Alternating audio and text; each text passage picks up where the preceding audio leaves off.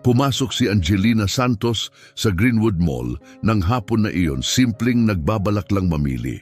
Para sa mga tauhan, mukha lang siyang isa pang babaeng may malaking handbag, isang madaling pagtuunan ng hinala. Napansin siya ng mga gwardyang sina Ortega at Ramon at nagsimulang lumapit. Mabibigat ang mga hakbang ng mga sanay magpakitang lakas. Dumating si Opisyal Ricardo Reyes, maingay, arugante at may daladalang autoridad na higit na parang banta kaysa proteksyon. Ngunit hindi nila napansin ang tahimik na tapang sa mga mata ni Angelina.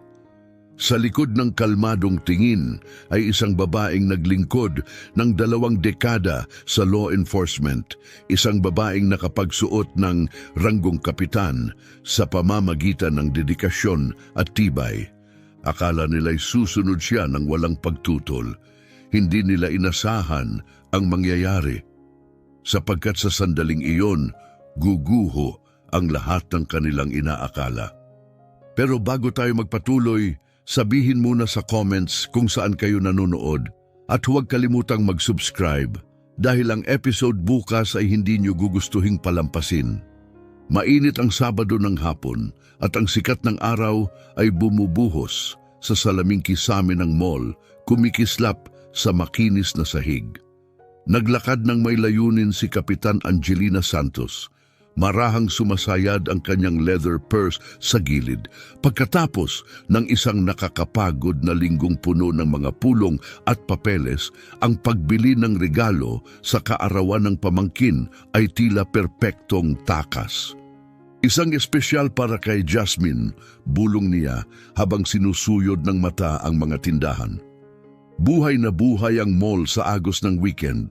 Mga pamilyang may strollers, mga kabataang nagtatawanan sa tabi ng fountain at ang mahinang ugong ng mga usapan.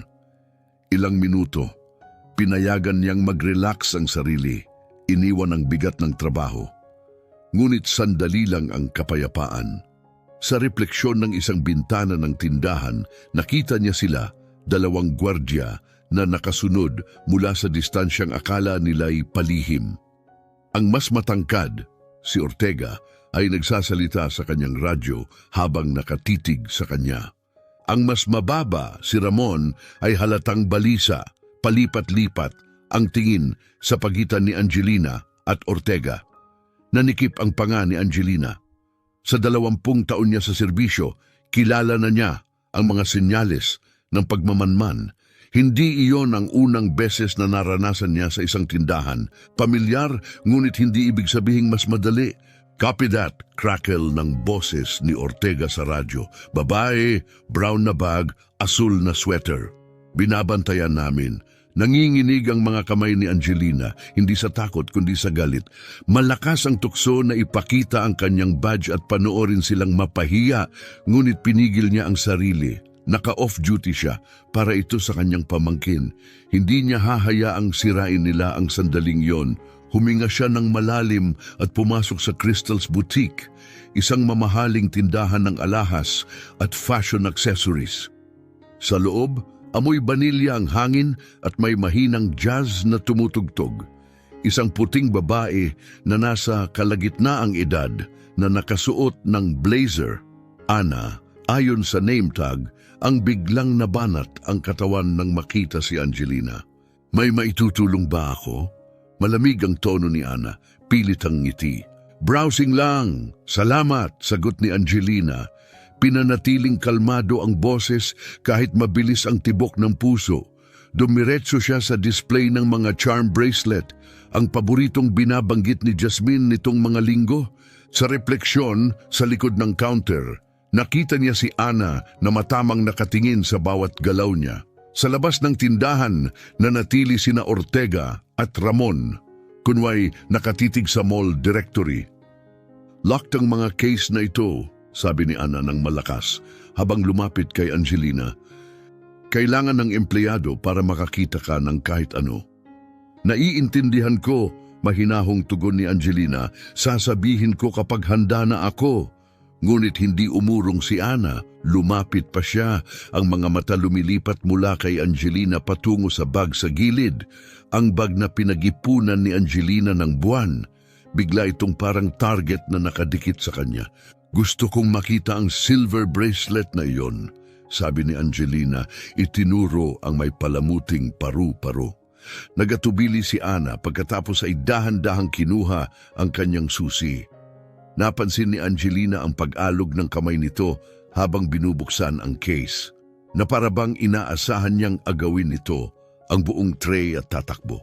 Maganda ang bracelet, sumisiklab ang liwanag sa maliliit nitong kawing, kumikislap ang mga kristal sa pakpak ng paru-paro. Napangiti si Angelina, iniisip ang tuwa ni Jasmine kapag nakita ito. "I'll take, excuse me." Sabat bigla ni Ana, matalim ang boses. "Kailangan kong tingnan ang bag mo." Nanahimik ang butik, pati ang musika tila tumigil. Uminit ang mukha ni Angelina habang napatingin ang mga mamimili. "Pakiulit!" Kalmado ngunit matatag niyang tanong.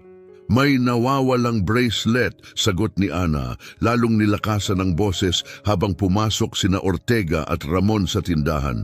"Nakita kong may inilagay ka sa bag mo." Nanginginig ang mga kamay ni Angelina, hindi sa takot kundi sa galit. "Hindi totoo yan. Wala akong hinawakan kundi ang bracelet na iniabot mo sa akin." "Ma'am, makipag-cooperate na lang kayo." Lumapit si Ortega, kamay sa radyo. "Ilagay niyo ang bag sa counter." Tumindig si Angelina, bumalik ang tikas ng isang veteranong leader sa kanyang tindig at boses. "Wag! Wala akong ginawang mali. Wala kayong karapatang halughugin ang gamit ko ng walang dahilan." Nag-aalinlangan si Ramon, namula ang mukha ni Ana ngunit hindi umurong. "Ipakita mo ang laman ng bag mo, kung hindi tatawag kami ng pulis." "Harassment ito," mariing sabi ni Angelina. "Sinusundan niyo ako mula nang pumasok ako sa mall. Pinoprofile niyo ako dahil hindi ako puti, hindi ko ito palalampasin." Lalo pang lumapit si Ortega gamit ang laki ng katawan upang takutin siya. "Ito na ang huling babala mo. Buksan mo ang bag o lalala ang sitwasyon." Hindi kumindat si Angelina, bumibilis ang tibok ng puso niya, pero nanatiling kalmado at matatag ang tinig. "Hindi ko bubuksan ang anumang bagay." "Wala kang dahilan, walang ebidensya, walang legal na dahilan," matatag niyang sabi, hindi natitinag. "Lumayo kayo." Sapat na yon para kay Ortega, inangat niya ang radyo. Code 10 sa Crystal's Boutique, sumusukong subject, humihiling ng police backup. Nagsimulang mag-ipon ang mga mamimili malapit sa pasukan. May mga nagtaas ng cellphone at nagre-record. Kinukulot ni Ana ang mga kamay niya sa nerbiyos. Nalilito na habang umiigting ang sitwasyon.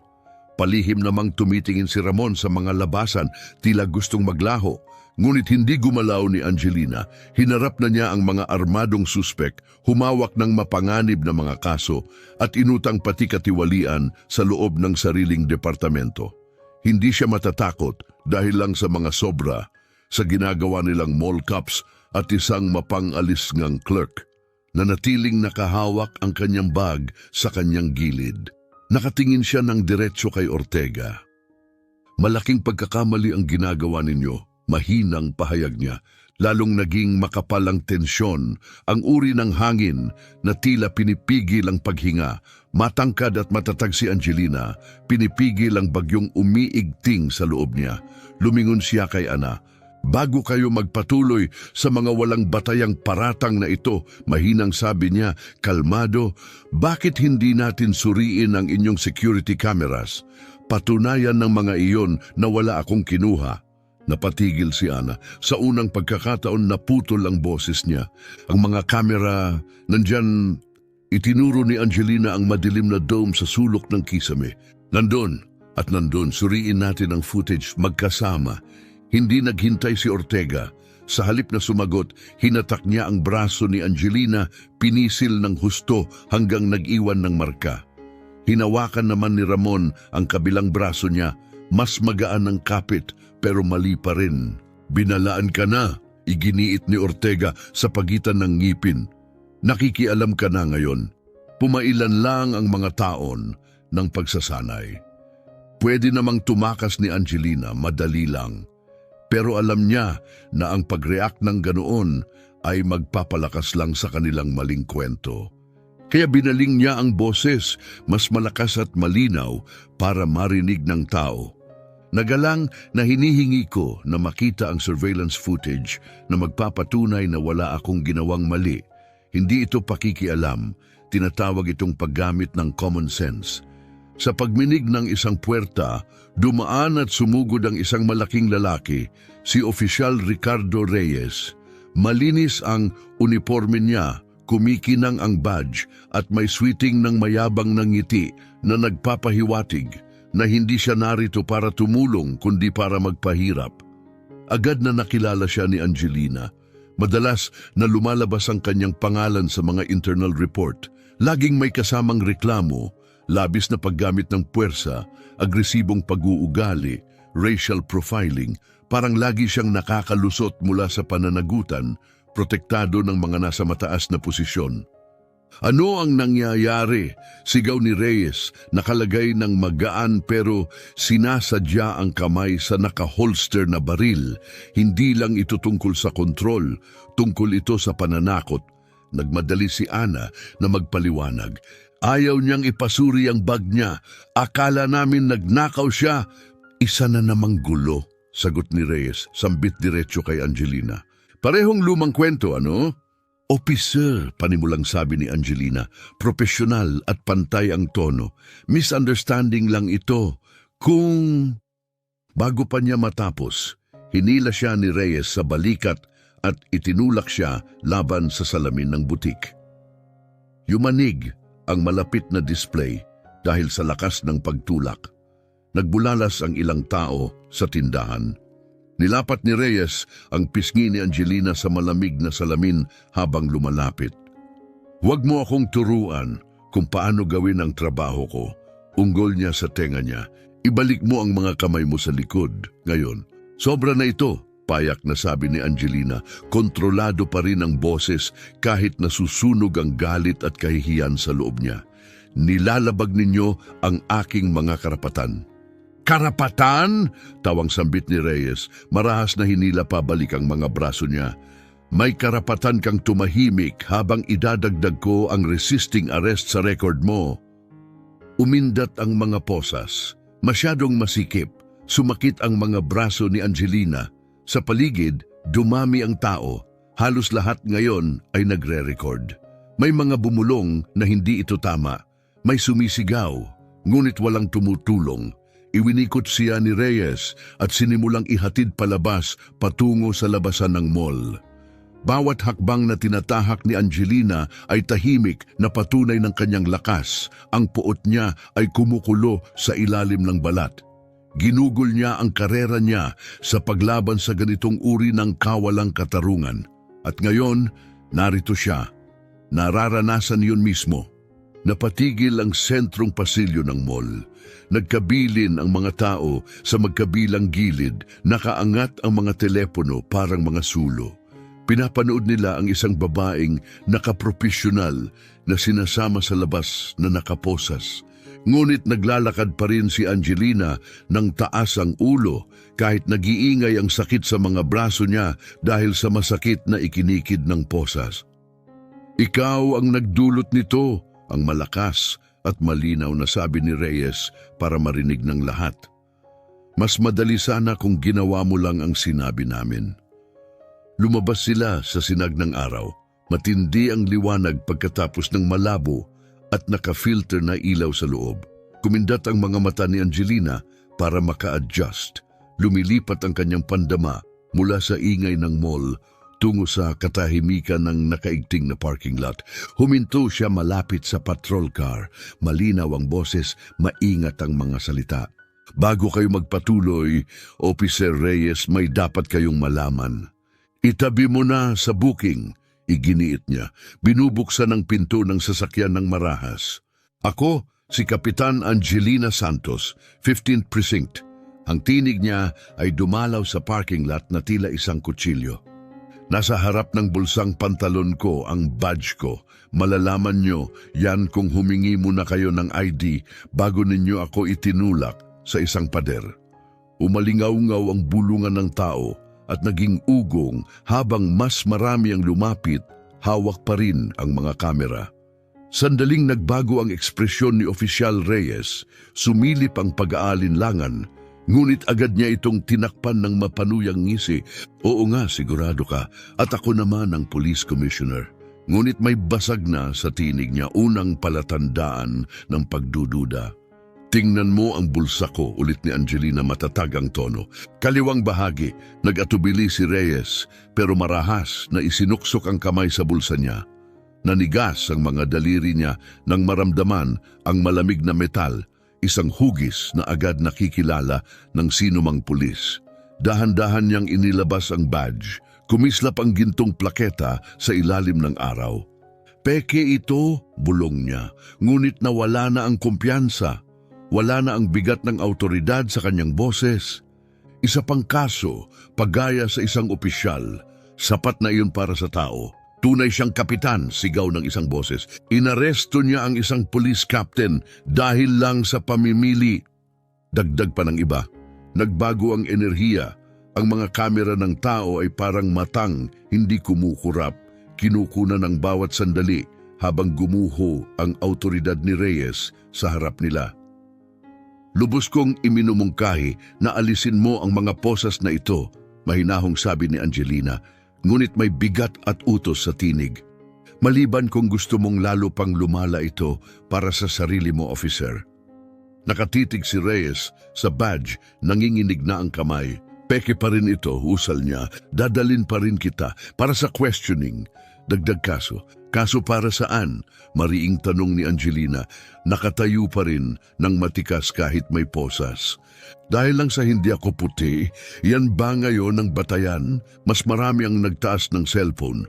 May nagsimulang mag-livestream ng buong eksena. Namula ng husto ang mukha ni Reyes. Huli na nang maunawaan niyang lumampas na siya sa linya at maraming saksi ang nakakita. Sa halip na umatras, lalo siyang nagpilit. Hinila niya ulit si Angelina, tinutulak patungo sa patrol car. Mas pinalalala mo lang ang sitwasyon, singhal niya. Pekeng badge, resisting arrest, interfering with law enforcement. Ngunit hindi na naniwala ang tao. Tumaas ang tinig ng karamihan, galit at nagkakaisa. Pakawalan!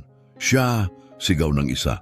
Sinundan ng marami hanggang sa naging sigaw ng dos-dosenang boses. Parang mga sulo ang mga telepono nakataas laban sa papalubog na langit.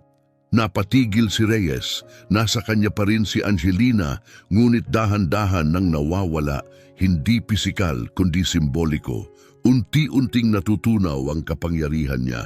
Isang dalagitang may hawak ng cellphone ang nagsabi, nag-viral na ito, lagpas 1,000 shares na sa TikTok. Nakikita niyo, inaresto nila ang isang banyagang police captain dahil lang sa bracelet.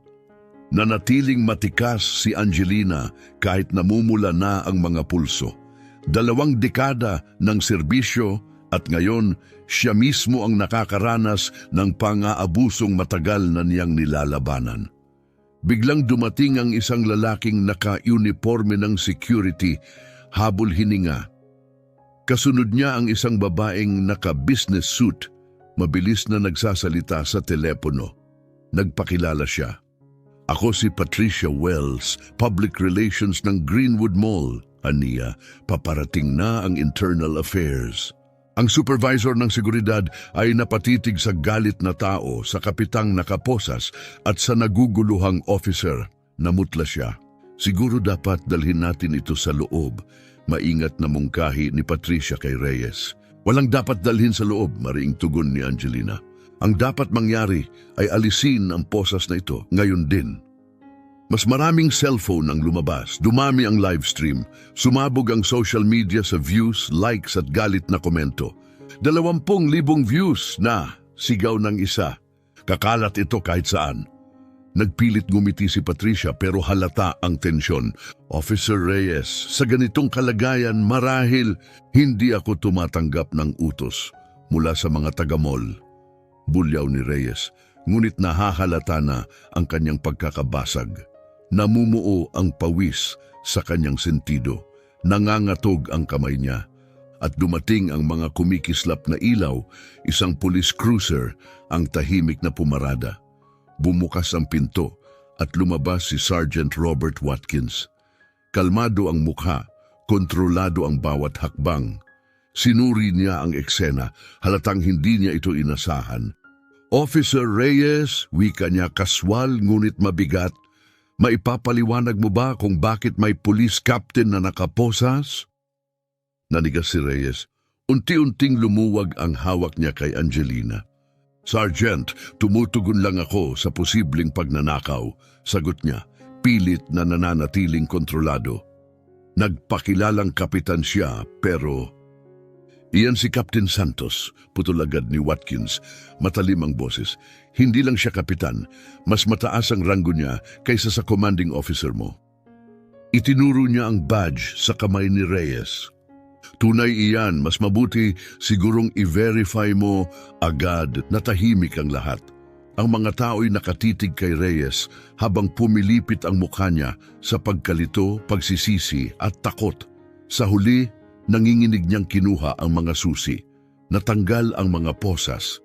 Hinaplos ni Angelina ang mga pulso, namula at nagmarka ang balat. Paalala na kahit may badge, hindi pa rin siya ligtas sa ganitong klasing pagtrato. Lumapit ulit si Patricia, ngayon tuwirang nagsasalita sa harap ng crowd, siguradong lahat ng kamera ay makakarinig. Captain Santos, wika niya, pilit ngunit malinaw, sa ngalan ng Greenwood Mall, taos-puso kaming humihingi ng paumanhin. Hindi dapat nangyari ito, pinagmamalaki naming tanggapin ang lahat dito at ngayong araw bigo kami. Isang hindi ka nais-nais na insidente, ulit ni Angelina, matalim ang boses na parang kutsilyo. Yan na ba ngayon ang tawag natin sa racial profiling at pananakit ng mga tagapagpatupad ng batas? Kumunot ang mukha ni Patricia Wells, ang PR Director. Dosenang cellphone ang nakatutok at sabay-sabay na nakarecord ng reaksyon niya. Magsasagawa kami ng masusing investigasyon, sagot ni Wells, ngunit nagsisimula nang mabasag ang kanyang makintab na tono. Muling rerepasuhin ang aming mga security procedures at... Tama na, putol ni Angelina, tinadtad ang corporate spin. Na-record ng mga security camera ninyo ang lahat. Siguraduhin ninyong hindi aksidenteng mawawala ang footage na iyon. Sumang-ayon ang tao. May ilan pang nagsabing may mga video rin sila at handang magsumite. Hindi na lang simpleng palabas sa publiko ang eksena, kundi ebidensya na. Habang nagmamadali ang PR team ng mall na kontrolin ang sitwasyon, lumapit si Sergeant Watkins kay Angelina at bumulong. Dapat mong malaman, nasa radyo na si Reyes bago pa ako makarating. Dahan-dahang tumango si Angelina. Hulaan ko, nagpapadala ng sariling bersyon ng nangyari. Madilim ang pagtango ni Watkins. Oo, nagsusumit na siya ng ulat na lumaban ka raw at sinubukan siyang suntukin. Nagngit-ngit ang panga ni Angelina, ngunit pinanatili niyang kalmado ang mukha. Kilala na niya ang larong ito. Ang unang ulat palagi ang nagtatakda ng tono. At madalas puno ng kasinungalingan, lalo na kapag kailangang bigyang katwiran ang paggamit ng puwersa laban sa mga sibilyang lumalaban. Wala siyang ideya kung sino ang sinubukan niyang dungisan, malamig niyang wika. Nang magsimulang kumalat ang tao at sinikap ng mga staff ng mall na ibalik ang kaayusan, kinuha ni Angelina ang kanyang mga gamit. Nasa sahig ang kanyang badge, na basta na lang nabitawan ni Reyes nang umalis. Pinulot niya iyon, nilinis at naglakad palayo na nananatili ang dignidad.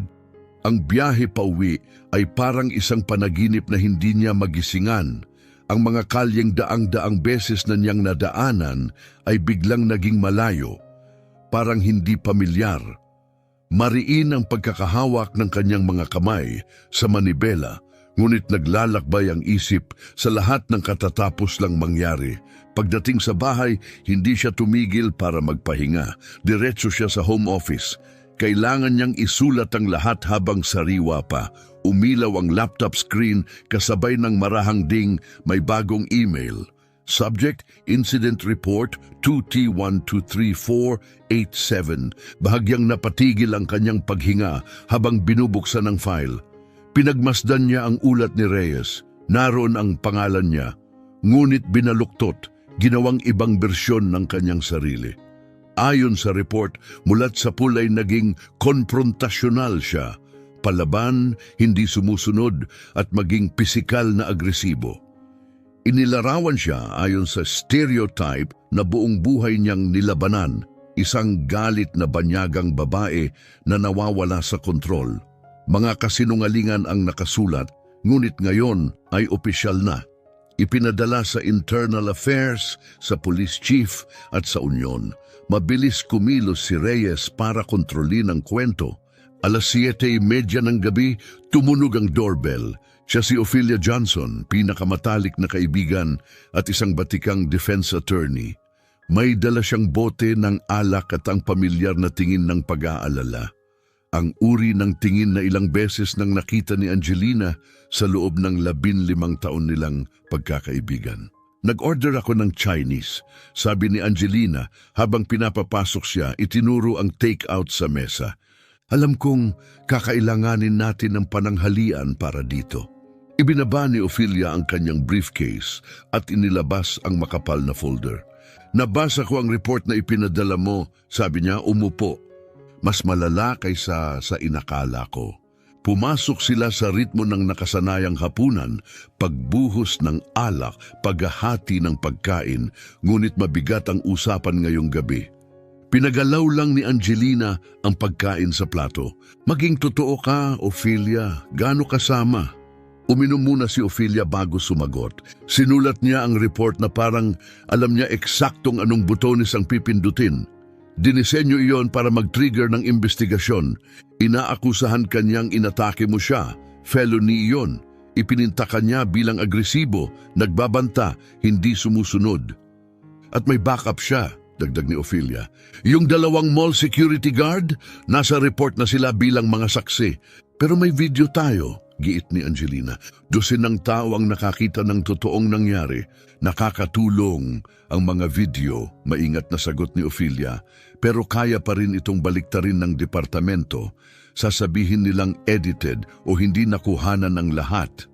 At pagbubuhusan nila ng pansin ang tono mo, ang ugali mo, anumang pwede nilang pilipitin para ibaling sa iyo ang sisi. Inilapag niya ang tinidor na may tunog na matinis. At huwag tayong maglokohan, Angelina. Alam mo kung paano tinatrato ng sistema ang mga banyagang opisyal na naglalakas loob magsalita. Napabuntong hininga si Angelina, wala nang ganang kumain. Ano ngayon? Ano ang mga tunay kong opsyon? Pwede nating labanan, sagot ni Ophelia. Nasa iyo ang suporta ng publiko, ang footage at malinis na record. Pero natigilan siya. Kung desidido ang departamento na ipitin ka, pwede kang masuspinde habang iniimbestigahan. At kung talagang gusto ka nilang patahimikin, maagang pagreretiro, pipilitin kang lumabas. Lahat ito dahil lang sa kasinungalingan, dahil lang sa isang walang kabuluhang bintang ng shoplifting, nanginginig ang tinig ni Angelina sa paniniwala. Hindi, sagot ni Ophelia ng marahan, dahil hinamon mo ang sistema, dahil tumanggi kang magpahiya, dahil isa kang banyagang babae na hindi nakisama. Parang bumagsak na bato ang mga salita. Tumayo si Angelina at lumapit sa bintana ng kusina. Sa labas, payapa ang kapitbahayan. Normal, ngunit wala nang normal sa kanya. Bumalik siya kay Ophelia. Pwede akong lumabas sa publiko. Nakalabas na ang kwento, sabi ni Angelina. Pwede akong magbigay ng mga panayam. Sabihin ang totoo, ang panig ko. Humigpit ang mukha ni Ophelia sa pag-aalala. Delikadong hakbang iyan, babala niya. Naalala mo si Kapitan Santiago mula sa 12 precinct? Lumabas siya sa publiko matapos ibunyag ang racial profiling sa departamento nila, ilang taon na ang nakalipas. Ang huling balita ko, nagtatrabaho na lang siya bilang private security sa isang bodega sa Ohio. Yumuko siya ng mas malapit, mababa at seryoso ang tinig. Alam ng sistema kung paano parusahan ang mga nagsasalita, lalo na kung pinapahiya nito ang itsura nila. Kaya mananahimik na lang ako? Tanong ni Angelina, mahigpit ang kamao. Hayaan nilang kaladkarin ang pangalan ko sa putik, burahin ang lahat ng pinaghirapan ko. Hindi, mariing tugon ni Ophelia, pero lalaban tayo ng iba. Lalaban tayo ng matalino. Magtitipon tayo ng totoong ebidensya. Bubuo tayo ng kaso na hindi nila kayang ipagwalang bahala. Huminto siya sandali pagkatapos ay nagdagdag. At Angelina, hindi ko iniisip na ikaw lang ang sangkot dito. Kumunot ang noo ni Angelina. Ano ang ibig mong sabihin? Binuksan ni Ophelia ang folder at ipinagkalat ang ilang dokumento sa mesa. Sa nakaraang taon lang, 6 na kliyente na ang ipinagtanggol ko. Lahat banyaga, lahat inaresto sa o malapit sa Greenwood Mall. Tinapik niya ang mga papel. Lahat sila kinasuhan ng resisting arrest o assaulting an officer. At lahat ng kasong iyon ay lumabas matapos magsampa ng reklamo ang tao tungkol sa harassment. Lumapit si Angelina, gumagana ang instincts niya, matulis ang isip habang binabasa ang mga file. Parehong mga officer? Si Reyes ang lumilitaw sa karamihan, kumpirma ni Ophelia. At tingnan mo ang timing, palaging sumusunod ang mga kaso pagkatapos ng reklamo, parang ginagamit nila mismo ang sistema para patahimikin ang tao. Nanlamig ang balat ni Angelina. Sinasabi mong paulit-ulit na ito? Sinasabi kong posibleng pattern ito, sagot ni Ophelia. At ito lang ang mga kasong napunta sa akin. Isipin mo pa kung gaano karaming tao ang pumayag na lang sa plea deal dahil wala silang oras, pera o lakas para lumaban. Ilan ang nanahimik dahil sa takot, humaba ang usapan nila hanggang gabi. Pinag-aralan nila ang mga detalye, kinilala ang mga pattern, tinukoy ang mga koneksyon. May mas malaki ng nabubuong larawan. Nang umalis si Ophelia, malapit na sa hating gabi, pero hindi dumating ang antok. Umupo si Angelina sa tahimik at madilim na sala, nakabukas ang laptop sa kanyang mga tuhod.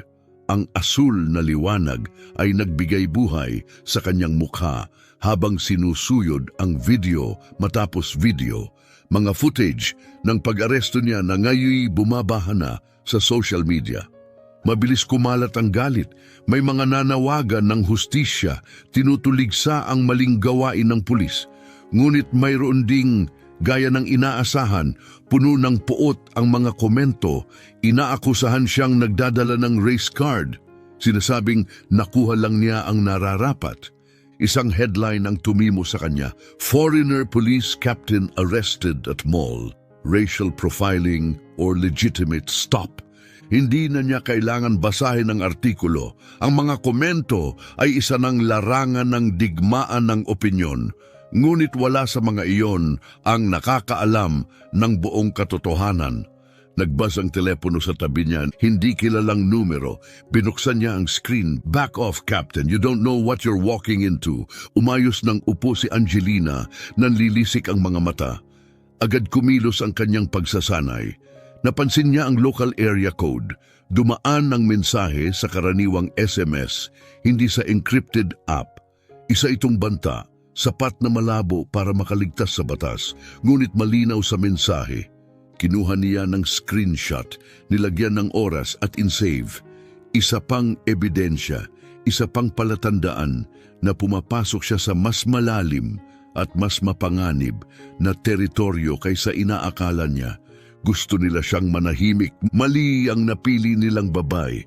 Kinabukasan, 8:00 ng umaga, pumasok si Angelina sa opisina ni Ophelia. Dumagsa ang liwanag ng umaga sa mga bintana, humahaba ang mga anino sa sahig na kahoy.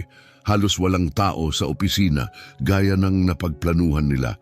Pagod ang itsura ni Ophelia, punong-puno ng folder ang kanyang mesa at may malalalim na bilog sa ilalim ng kanyang mga mata. Magdamag akong gising, sabi niya, at ang natuklasan ko mas malaki kaysa sa inaakala natin. Umupo si Angelina, mahigpit na hawak ang kanyang travel mug na parang sandata. Ipakita mo. Hinila ni Ophelia ang mga folder at inilatag ang mga ito ng sunod-sunod hanggang matakpan ang buong mesa. Bawat isa rito ay false arrest report, lahat mula sa nakaraang taon, lahat banyagang residente. At karamihan, naganap sa loob o sa labas mismo ng Greenwood Mall. Napatitig si Angelina. Ilan? 47 na kumpirmado, sagot ni Ophelia. Pero tandaan mo, iyon lang ang mga taong lumaban. Para sa bawat isa na kumuha ng abogado, 5 pa ang nag-plead guilty para lang matapos. Pinagmasdan ni Angelina ang mga file. May mga pangalan siyang pamilyar. Mabilis lumitaw ang mga pattern. Parehong mga officer ulit, Reyes, Morales, Cooper at ang mga kaso. Itinuro ni Ophelia, resisting arrest, assaulting an officer, disturbing the peace. Mga kasong nakasalalay lang sa salita nila laban sa biktima. Nanigas ang panga ni Angelina. Halos imposibleng labanan maliban kung may footage at kahit ganon mahirap pa rin. Eksakto, sagot ni Ophelia, pero hindi pa iyan ang pinakamasama. Inilabas niya ang isang spreadsheet at inilagay sa tabi ng mga file. Yumuko si Angelina. Sa 47 kasong iyon, 86% nagtapos sa guilty plea. Malayo iyon sa karaniwan. Karamihan gusto lang umiwas sa kulungan, pero dito nagiging interesante. Tinapik ni Ophelia ang naka-highlight na column. Bawat isa sa mga plea deal na iyon ay may kasamang probation. At hulaan mo kung sino ang humahawak sa probation na iyon. Nangingitim ang mga mata ni Angelina. Huwag mong sabihing New Horizons Supervision Services. Matigas ang tinig ni Ophelia, isang pribadong kontraktor. At nang maghukay ako, napakalapit ng ugnayan nila sa ilang tao sa departamento. Pribadong probation? Taas kilay ni Angelina. Hindi ko nga alam na legal iyon. Legal at mas nagiging karaniwan, paliwanag ni Ophelia. Ipinapasa ng mga county ang probation services para makatipid. Pero tingnan mo ito, inabot niya kay Angelina ang isa pang dokumento. Talaan ng mga bayarin, bayad para sa supervision kada buwan, bayad para sa sapilitang drug test, dagdag gastos para sa electronic ankle monitoring. Nauuwi ang mga tao na may libo-libong utang. Mahigpit ang tinig ni Angelina. Isa lang itong modernong anyo ng debtor's prison. At kapag hindi sila makabayad, dagdag ni Ophelia, nasa violation sila ng probation, balik kulungan, mas maraming bayarin, walang katapusang cycle. Biglang tumayo si Angelina, hindi na mapigil ang galit. Kailangan kong makita ang mga record ng precinct natin. May bakas dapat yan. Mag-ingat ka, babala ni Ophelia, lalo na matapos ang banta kagabi. Isa pa rin akong police captain, maring sagot ni Angelina. May karapatan akong silipin ang arrest data at gagamitin ko ang karapatang iyon. Kinuha niya ang mga tala at umalis. Makalipas ang wala pang 1 oras, nakaupo na si Angelina sa kanyang mesa sa precinct, nakatutok sa kumikislap na screen ng mga case file. Nagbago ang paligid, pasimpleng tumitingin ang mga kasamahan, saka agad ibinababa ang mga mata. Tumitigil ang mga usapan kapag dumaraan siya. Kumalat na ang peking ulat ng pag-aresto. Hindi niya sila pinansin. Nakatuon siya sa kanyang gawain, naghanap sa digital archives, location Greenwood Mall, Officer Reyes charged resisting arrest. Palaki ng palaki ang listahan sa bawat click hanggang sa may bago siyang nakita, isang memo tungkol sa partnership ng departamento sa New Horizons Supervision Services. Binuksan niya iyon, mabilis ang tibok ng puso. Ang CEO ng kumpanya, Richard Greenwood, napatigil siya. Greenwood, tulad ng Greenwood Mall. Mas malalim ang hinukay niya at natagpuan ang mga dokumentong pinansyal. Hindi basta probation contractor ang New Horizons. Pag-aari ito ng Greenwood Holdings LLC, ang parehong kumpanyang nagmamay-ari ng mall at ng security firm ng mall. Magkakaugnay ang lahat. Nagbuzz ang kanyang telepono. Text mula kay Ophelia. May nakita pa ako. Tumataas ang arrest numbers kada quarter bago lumabas ang shareholder reports ng mall.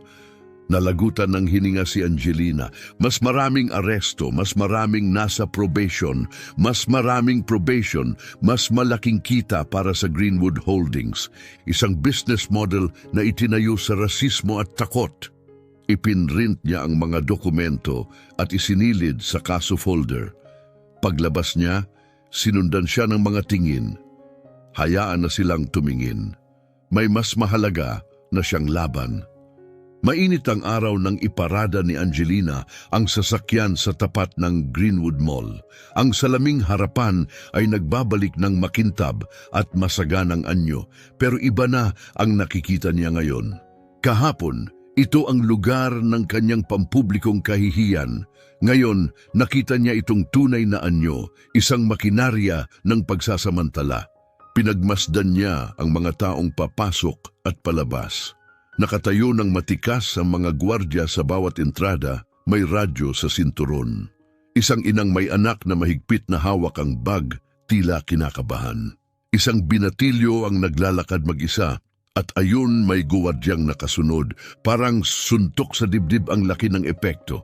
Ilang buhay na kaya ang tahimik na winasak ng lugar na ito?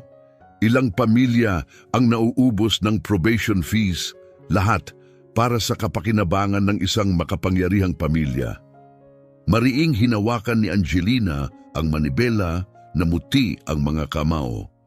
Sa 2 dekada sa pulisya, marami na siyang nasaksihang kawalang katarungan, pero iba ito. Planado ito, sistematikong kita na nakasalalay sa sakit ng iba. Tinitigan niya ang mataas na entrada ng mall kung saan kahapon lang siya pinalabas na nakaposas. Mahina ang tinig niya, hindi lang ito tungkol sa akin. Pagbalik sa opisina, hindi pa siya nakauupo nang may kumatok.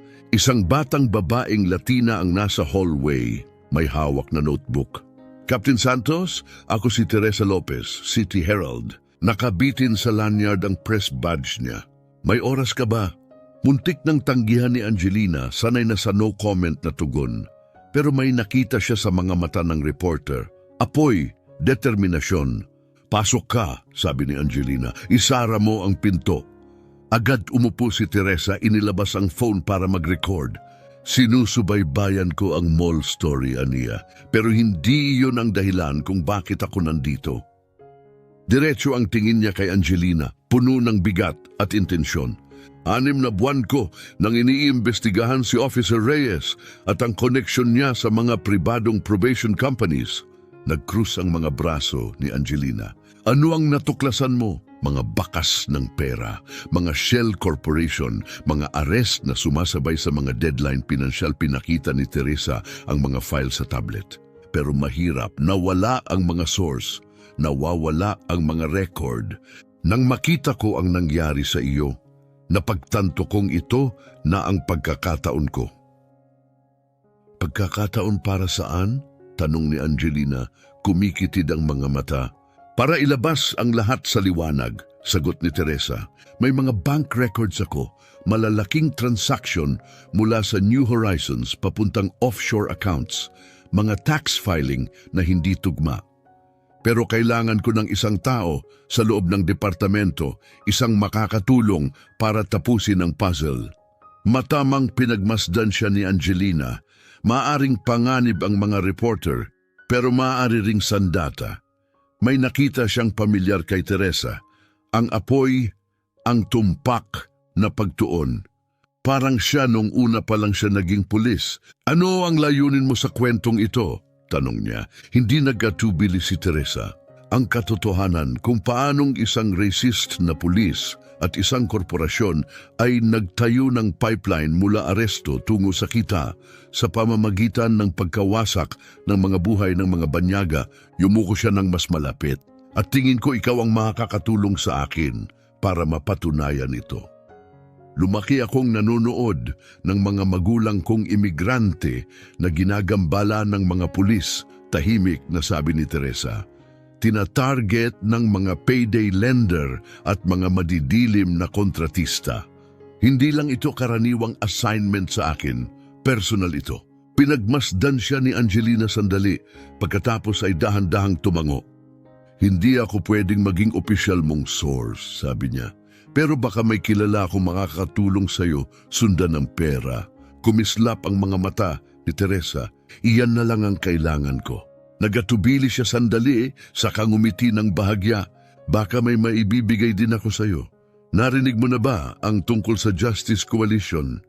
2 oras ang lumipas at nakaupo na sila sa isang masikip na silid sa loob ng lokal na community center. Paikot-ikot Ang isang marangyang ceiling fan habang inilalatag ni Reverend Marcus Green, matangkad, kalmado, may buhok na salt and pepper, ang isang bungkus ng larawan sa folding table. Galing lang ito sa nakaraang 3 buwan, malungkot niyang wika. Bawat isa sa kanila, false arrests ni Reyes at ng kanyang team. Nakaupo sa paligid ng mesa ang grupo ng mga nag-aalalang mamamayan. Mga guro, maliliit na negosyante, lider panrelihiyon at mga lokal na aktivista. May kani-kaniyang kwento sila at lahat sila'y handa. Dinodokumento namin lahat, sabi ni Lisa Cruz, isang guro sa lokal na high school. Mga video sa cellphone, medical records, nakasulat na pahayag, lahat ng sinusubukang itaboy ni Reyes. Pero hindi umaabot ang mga reklamo, dagdag ni Jerome Soriano, na may barbershop malapit lang sa mall. Komedya ang review board, nasa bulsa lahat sila ni Greenwood.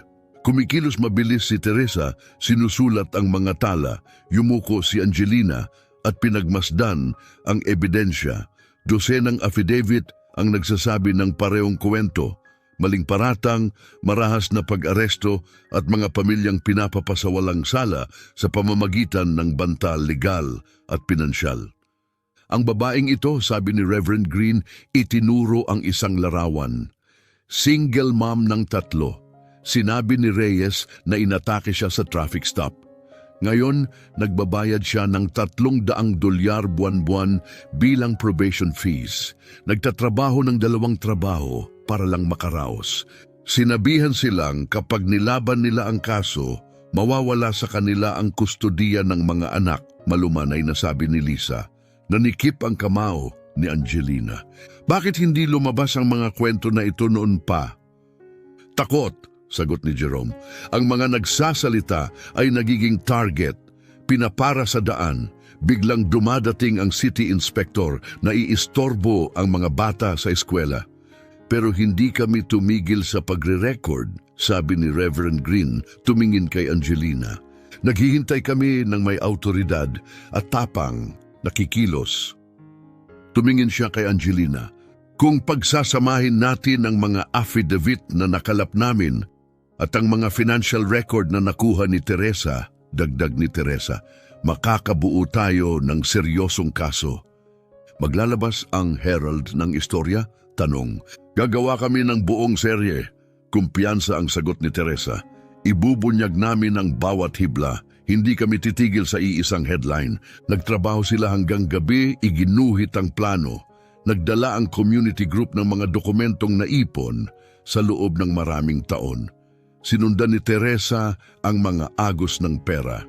Tinulungan ni Angelina gamit ang kaalaman sa internal na sistema ng pulisya, idikit ang huling piraso ng puzzle. Kailangan nating kumilos ng maingat, pagpapaalala ni Angelina. May kapangyarihan ang mga taong ito, hindi sila basta susuko. Sakat talunin natin sila ng todo, tugon ni Teresa. Kapag lumabas ang unang kwento, susunod ang iba at magsasalita. Makikita mo, nang makarating si Angelina sa driveway, gabi na at tahimik. Bawat natutunan niya noong araw na iyon ay umaalingaw-ngaw sa isip niya. Napakaraming buhay na nadurog, napakaraming babala na hindi pinansin. Umakyat siya sa porch at huminto. Kumikinang ang ilaw sa ibabaw ng pintuan. Abot niya ang mailbox at napahinto. Sobrang dami, kahalo, nakakabigla. Dumarating ang koreo ng nauna na. Pinulot niya ang bunton at dinala sa loob. Walang selyo, walang return address. Lahat ay personal na inabot. Inilatag niya ang mga ito sa kusina. Bumilis ang tibok ng puso niya. Ang unang sobre ay naglalaman ng primitibong sketch, isang nakabitin na figura na iguhit ng pulang tinta. Sa ibaba, mga titik na gupit mula sa magazine, Mind Your Business. Ang pangalawang sobre, mga larawan ng surveillance. Nagpapakita sa kanya na umaalis ng tahanan, nakikipagkita kay Ophelia, pumapasok sa mga tindahan. May sumusunod sa kanya.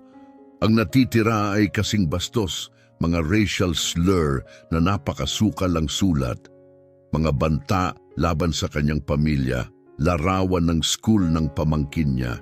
Sa huli, isang larawan ni Angelina na nasa posa sa labas ng mall. May dinugtungan na crosshair sa mukha niya. Umupo siya sa upuan. Ang mesa ay puno na ng pinakamalaswang babala, tahimik na pananakot. Mga duwag na banta na ginawa para sirain ang kanyang loob. Ngunit nagkamali sila. Hindi siya natatakot. Kung ano pa man, pinatunayan lang nila ang alam na niya. Tinatamaan niya ang isang sensitibong bahagi. Natakot sila.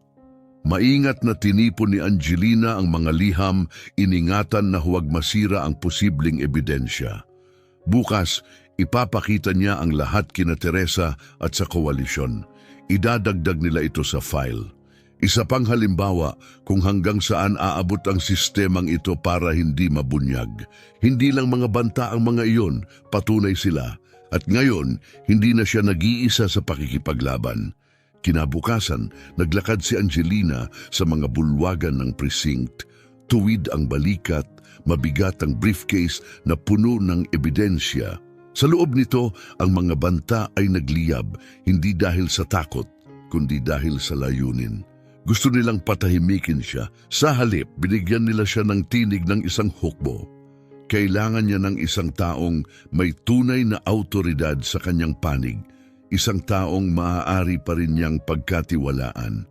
Bukas ang pinto ng opisina ni Lieutenant Carlos Ocampo at nakita niya itong nakaupo sa mesa, nagbabasa ng mga case file. Marahang kumatok si Angelina sa doorframe.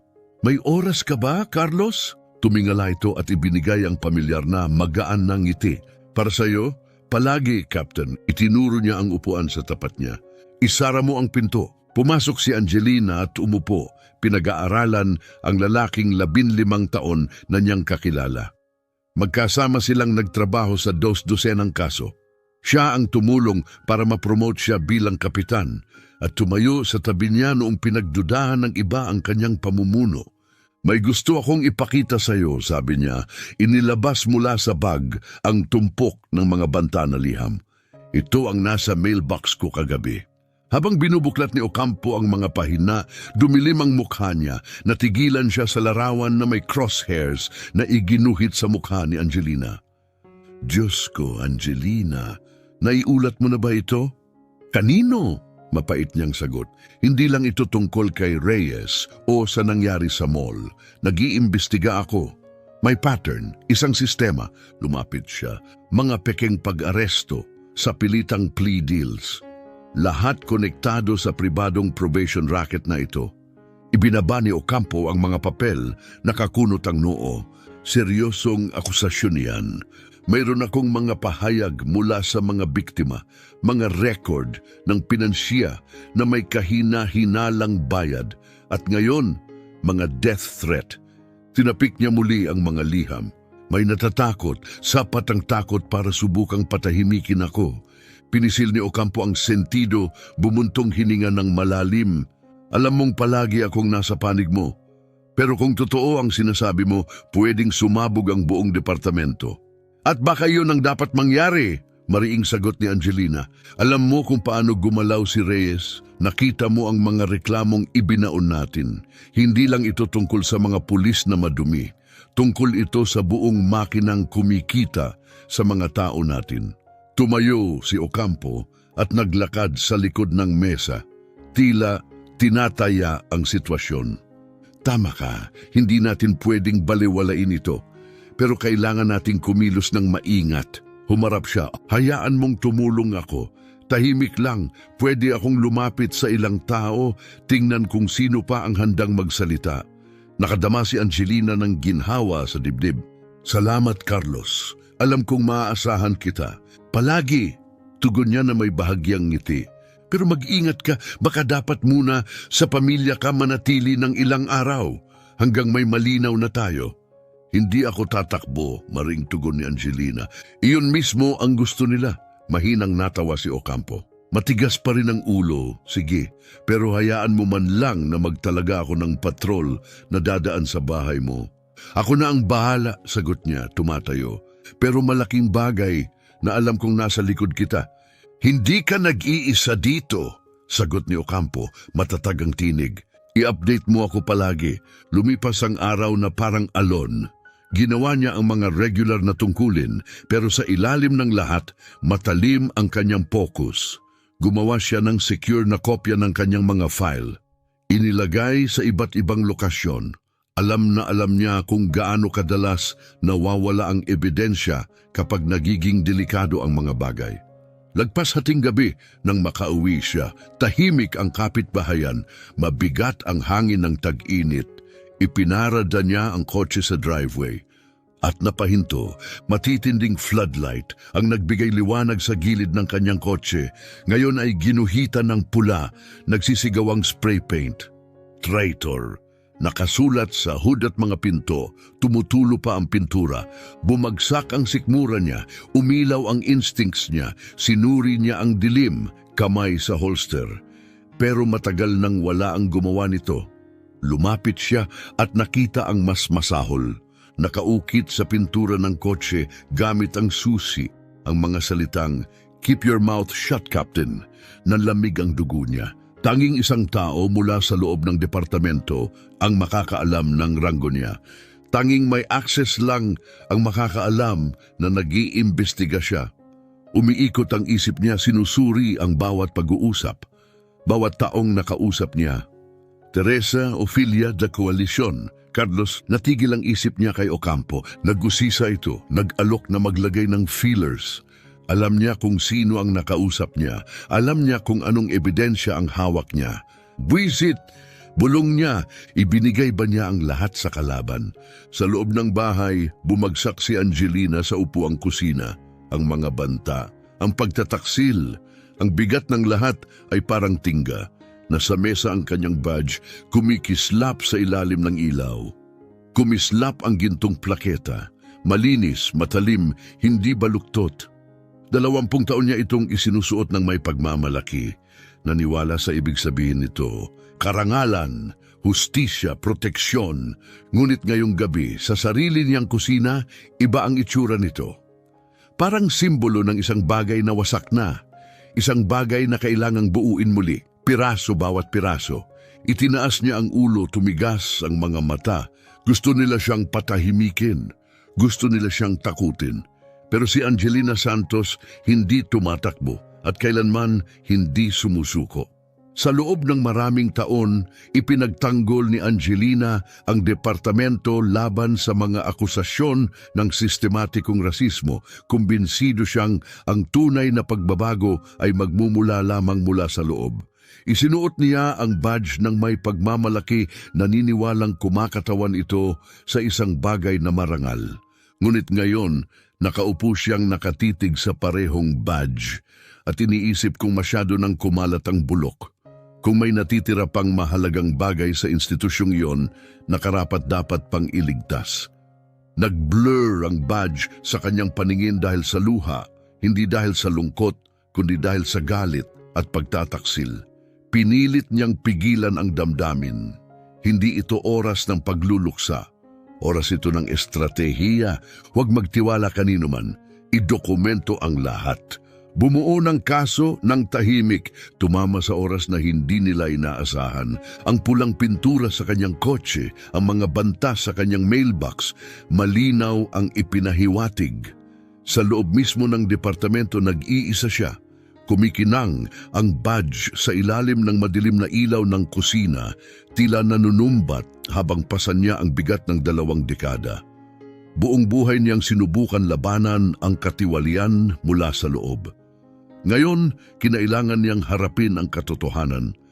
Ang institusyong kanyang sinumpaang protektahan ay maaaring siya ring mismong sistemang dapat niyang gibain. Kinabukasan, nag-buzz ang kanyang telepono. Mensahe mula kay Teresa, "Need to meet, big break, usual spot." 20 minuto ang lumipas. Nakaupo si Angelina sa likurang booth ng Jerry's Diner, isang maliit na kainan na may basag na tasa at kape na laging maaasahan. Niyakap niya ang tasa. Malamig na ngayon habang nakatitig sa pinto.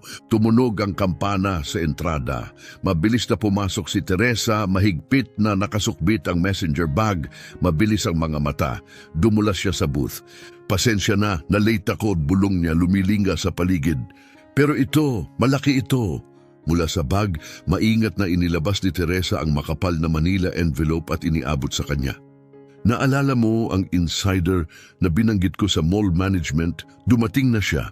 Maingat na binuksan ni Angelina ang envelope, kumunot ang mga mata habang binabasa ang unang pahina. Mga meeting minutes ng board, mga internal communications sa opisyal na letterhead. Ano itong tinitingnan ko? Tanong niya. Page 3, sagot ni Teresa. Inilipat ni Angelina ang mga pahina. Nanlaki ang mata niya. Gumamit ang memo ng malabong wikang korporatibo gaya ng Loss Prevention Initiative. Ngunit malinaw ang ibig sabihin. Inutusan ng board ang security na ituon ang atensyon sa high-risk demographics. Isang manipis na takip para sa racial profiling at mas malala pa. Direkta silang nakipagtrabaho kay Reyes, paliwanag ni Teresa, itinuro ang naka-highlight na seksyon.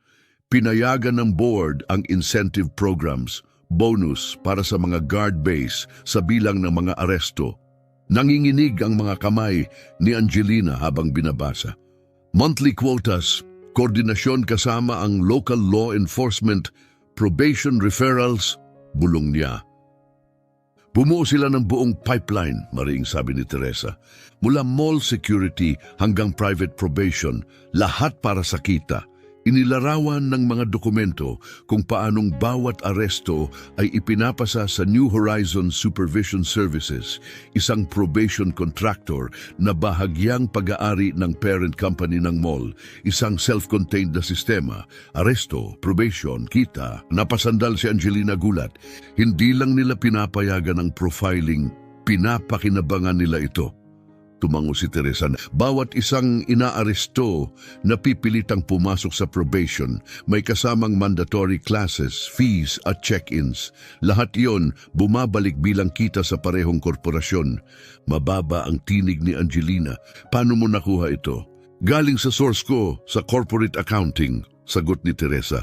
Tahimik na siyang nag-iipon ng dokumento ng mahigit 1 taon, naghihintay ng tamang oras. Nang makita nila ang pag-aresto sa iyo na nag-viral, alam nilang oras na para lumabas. Inilagay ni Angelina ang envelope sa kanyang jacket, mahigpit na niyakap ito. Ito ang ebidensyang kailangan nila. Totoo, hindi matatatwa. Isang sistemang sadyang idinisenyo para kriminalisahin ang mga banyagang mamimili at ipasok sila sa isang mapagkakakitaang probation loop. Binabago nito ang lahat, sabi niya, pero kailangan nating protektahan ang ebidensya at ang source mo. Ligtas siya, paniniguro ni Teresa. Naka-back up ang mga file sa maraming lokasyon, secure at encrypted. Matalino, tumango si Angelina. Iscan ko lahat mamayang gabi. Gagawa tayo ng redundancy. Mula ngayon, dahan-dahan tayo kikilos. Nagatubili siya. May isa pa, mahina niyang sabi. Sa tingin ko may tauhan sa departamento na nagbibigay ng impormasyon sa kanila. Naging seryoso ang mukha ni Teresa. Sino? Lieutenant Ocampo, pinagkatiwalaan ko siya. Sinabi ko ang lahat. Ilang oras lang, binandalize na ang kotse ko na may mensaheng alam lang ng isang insider. Nanigas ang panga ni Teresa. Kung ganon, walang ibang makakaalam tungkol sa mga dokumentong ito. Hindi hanggang handa na tayong ilabas ito. Sang-ayon, sagot ni Angelina. Tumingin siya sa orasan. Kailangan kong mailagay ito sa ligtas na lugar. Saka natin planuhin ang susunod na hakbang. Lumabas sila ng diner. Kumaliwa si Teresa patungo sa newsroom. Sumakay si Angelina sa kotse. Mahigpit na nakapulupot sa gilid niya ang jacket kung saan nakatago ang envelope. Habang nagmamaneho, paulit-ulit na sumasayad ang kamay niya dito. Tahimik na katiyakan, ito'y totoo. Hawak nila ang katotohanan at malapit ng hawakan ito ng buong mundo. Sa bahay, dumiretso si Angelina sa kanyang study. Amoy lumang papel at sedro ang silid, pamana ng kanyang ama, nakapaloob sa matibay na desk na yari sa roble. Matatag iyon, may edad, itinayo para sa mga laban. May nakatagong compartment sa ilalim ng pinakailalim na drawer. Ipinislide niya roon ang Manila envelope, ang iniabot ni Teresa, ang dokumentong kayang pabagsakin ng lahat. Nilock niya ang drawer at itinago ang susi sa ilalim ng kanyang shirt, nakasabit sa malamig na chain sa kanyang leeg. Sa unang pagkakataon sa mga linggo, binigyan niya ang sarili ng maliit na hibla ng pag-asa. Ang kalungkutan, ang pagtataksil, hindi siya tuluyang nadurog. Hindi ngayon, dahil ngayon higit pa sa mga hinala o pahayag ng biktima ang hawak nila. Meron silang matibay na ebidensya, mga pangalan, mga pirma, mga strategy memo, may papel na bakas ang sabuatan at hawak niya yon. Gabi na nang nagluto siya ng totoong hapunan at aktuwal na natikman ito. Hindi na gaanong mabigat ang mga pader, hindi na ganon kabigat ang katahimikan. Sinuri pa rin niya ang perimeter cameras gaya ng dati, ngunit walang kumilos. Walang kakaibang sasakyan, walang bagong banta na nakasulat sa pintura. Nang maghigpit siya ng kumot sa katawan, pinayagan niyang isipin ang darating, ang press conference, ang galit ng publiko, ang katahimikan sa boardroom habang nare-realize ng mga executive na nabunyag sila. Si Reyes, si Ocampo, lahat sila. At ang mga biktima sa wakas ay makakakita ng hustisya. Huminga ng malalim ang bahay sa paligid niya, nag-aayos ang mga tubo, umuungol ang lumang kahoy, nakalak at ligtas ang desk, nasa leeg pa rin niya ang susi. Sa unang pagkakataon mula nang magsimula ang bagyo, ipinikit ni Angelina ang kanyang mga mata at dahan-dahang nakatulog. Parang napakalapit na ng wakas. Maagang nagising siya, puno ng enerhiya at layunin. Habang umaangat ang usok mula sa tasa ng kape, nag-text siya kay Teresa. Ready to plan next steps. Walang sagot. Kakaiba, mabilis sumagot si Teresa palagi. Naghintay si Angelina, 10 minuto, 1 oras. Wala pa rin. Tumawag siya, diretso sa voicemail. Nag-iwan siya ng mensahe. Pinipilit gawing magaan ang tono. Hey, check lang ako. Balitaan mo ako kapag libre ka. Pagsapit ng tanghali, 3 pang mensahe ang iniwan niya, lalo pang lumakas ang katahimikan at biglang nag-buzz ang telepono. Breaking news alert. Nalaglag ang kape sa sahig nang mabasa niya ang headline, Local journalist hospitalized after brutal assault. Mabilis niyang binuksan ang artikulo at naroon ang litrato ni Teresa. Investigative reporter Teresa Lopez was found unconscious in a parking lot early this morning.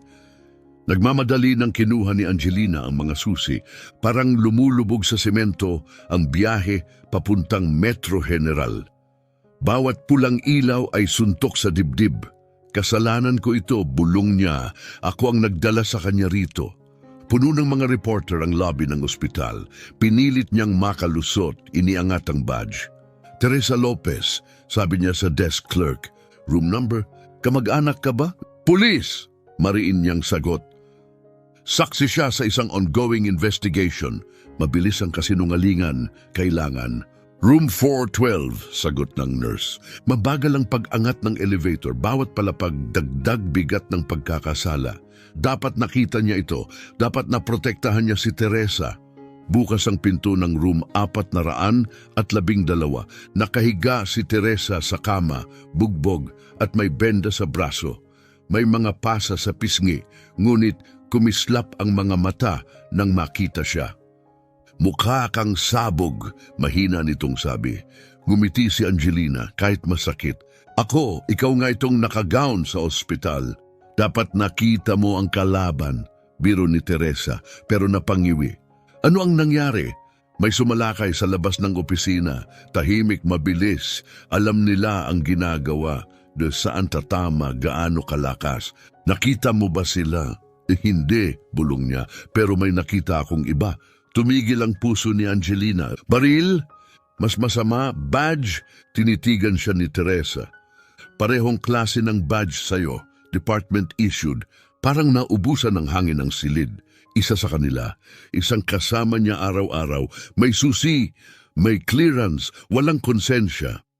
Pasensya na, bulong ni Angelina. Huwag! Sagot ni Teresa, hinawakan ang kamay niya. Patunay ito. Natatakot sila. Malapit na tayo. Nanigas ang panga ni Angelina. At dapat lang silang matakot sa paparating. Napangiwi si Teresa habang gumalaw sa kama. Dahil hindi ako aatras at hindi ka rin dapat umatras. Sumilip ang nurse sa pinto. Kailangan ng magpahinga ni Miss Lopez. 5 minuto pa, pakiusap ni Teresa. Nag-aatubili, saka tumango ang nurse. Ligtas ba ang memo? Mabilis na tanong ni Teresa. Oo, nakalock sa desk ko. Isa-scan ko mamaya. Magaling, dahil itong itinuro niya ang namamagang muka, ibig sabihin malapit na tayo. Sobra ng lapit para manatiling banayad sila. Tumango si Angelina. Magpahinga ka, babalik ako bukas. Mag-ingat ka, sabi ni Teresa bago siya lumabas. Alam nila na may hawak tayo. Puno ng galit at takot ang pag-uwi ni Angelina. Isang unipormado ang gumawa nito. Hindi lang tiwaling pulis, kundi traidor sa loob mismo. Pagsapit sa kanyang driveway, papalubog ang araw, naliligo ang bahay sa gintong liwanag. Ngunit may kakaibas, parang may naiwan sa hangin. Hinawakan niya ang baril, locked ang pinto. Walang senyales ng sapilitang pasok. Pero alam niyang hindi dapat mag-relax. Pumasok siya, baril na nakahanda. Living room, malinis. Kusina, normal. Ngunit paglapit niya sa study, natigilan siya. Bahagyang bukas ang pinto. Tinulak niya ito, gusot ang silid, nakakalat ang mga libro, punit ang mga folder, hinila palabas ang mga drawer. Tumakbo siya sa desk, ang pinakamahalaga. Wasak ang lock ng ibabang drawer. Wala na ang laman ng compartment, wala na ang memo. Bumagsak siya sa upuan, hungkag ang dibdib. Lahat, ang ebidensya, ang alas, ang pag-asa, ninakaw. Naalala niya si Teresa, bugbog at nakahiga. Naalala niya ang mga biktimang umaasa ng hustisya, umaasa sa kanya. Nagbuzz ang telepono. Unknown number, maikli ang mensahe, nakakakilabot. Next time, it won't just be the reporter. Nakatitig si Angelina sa text message, nanginginig ang kanyang mga kamay, hindi sa takot kundi sa purong galit. Akala nila'y madudurog siya nito na ang pananakit sa isang mamamahayag at pagnanakaw ng ebidensya ay pipilitin siyang umurong. Maling-mali sila. Kinuha niya ang telepono at tumawag ng siyam na isa-isa, iniulat ang break-in. Pero alam na niya ang isasagot. Formalidad lamang, malamig at walang malasakit, ginawa para magpaliban. Maglalabas sila ng report, siguro, pero walang totoong investigasyon. Hindi kung ang mismong sistema ang nagpoprotekta sa sarili nito. Habang hinihintay ang patrol car, pinagmasdan ni Angelina ang iniwang gulo sa kanyang study. Ang dati maayos na silid ay magulong-magulo. Nagkalat ang mga papel, nakabuwal ang mga drawer. Basag ang desk ng kanyang ama, ang tagong compartment na wasak. Kinuha nila ang memo. Pero hindi ang kanyang kalooban, hindi ang tapang ni Teresa, at hindi ang katotohanang kanilang natuklasan. Kinabukasan, dumating ang bagong banta sa simpleng Manila envelope. Naupo si Angelina sa mesa, nakatitig sa mabigat na sulat mula sa Internal Affairs. Malamig ang wika. Formal, effective immediately, suspension pending investigation. Allegations of misconduct, sunod-sunod ang pagbuzz ng kanyang telepono. Mas marami pang alerto, mas maraming headline. Bawat notifikasyon parang suntok, Captain under fire for conspiracy claims. Sources say officer exhibits erratic behavior. Internal struggles in local police department as troubled captain implodes. Binuksan ni Angelina ang isa sa mga artikulo, mahigpit ang panga. Colleagues say Captain Santos's obsession with proving discrimination at Greenwood Mall has clouded her judgment and raised concerns about her stability. Puro kasinungalingan, isinara niya ang browser, ngunit kumakabog pa rin sa isip ang mga headline. Ipinipinta nila siyang isa na namang stereotype, ang galit na babae. Isang banta, isang liability, isang babala. Nagbuzz muli ang telepono. Unknown number, hope you die, pig. Isa lamang sa dos-dosenang natanggap niya mula kahapon. May mga puno ng slur. May mga banta na napaka-espesipiko, nanlalamig ang kanyang dugo. Hinila niya ng mas mahigpit ang mga kurtina kahit katanghali ang tapat pa lang. Mas ligtas ang dilim kaysa sa mapanghusgang liwanag ng araw. 2 beses niyang sinuyod ang apartment, sinuri ang mga lock, 3 ulit ang mga kamera. Siguro paranoid lang siya. Pero matapos ang nangyari kay Teresa, matapos ang break-in, ang paranoia ay buhay. Umuugong ang TV sa background, isa pang anchor na inuulit ang mga talking point. Sources suggest Captain Santos's claims of systemic corruption remain unproven and may stem from personal grievances. Hinablot niya ang remote at pinatay. Mas mabuti ang katahimikan kaysa sa kasinungalingan. Nasa coffee table ang kanyang badge at service weapon. Isinuko kaninang umaga. 20 taon ng serbisyo, ngayon ay 2 malamig, walang buhay na bagay, walang kahulugan, walang tiwala. Tumunog muli ang telepono, ang kanyang kapatid na babae, hinayaan niyang pumasok sa voicemail. Ano ang sasabihin niya? Na ayos lang siya, nalilipas din ito? Ni siya mismo hindi naniniwala. Naglakad siya sa apartment na parang hayop na nakakulong. Bawat tunog, ikinatatalon niya. Bawat ihip ng hangin, parang yabag. Umugong ang isang news helicopter sa taas. Buong umaga silang paikot-ikot, mga buwitre na naghahanap ng kapirasong iskandalo. Umaasang makakasilip ng nasisirang opisyal. Umatras siya mula sa bintana. Kahit nakababa ang kurtina, hindi maalis ang pakiramdam na siya'y pinapanood. Nag-chime ang laptop. Sunod-sunod ang mga email notification. In light of recent events, mula sa union, disappointed doesn't begin to cover it. Mula sa dating supervisor. Should have kept your mouth shut. Mula sa anonymous sender. Mariing isinara ni Angelina ang laptop.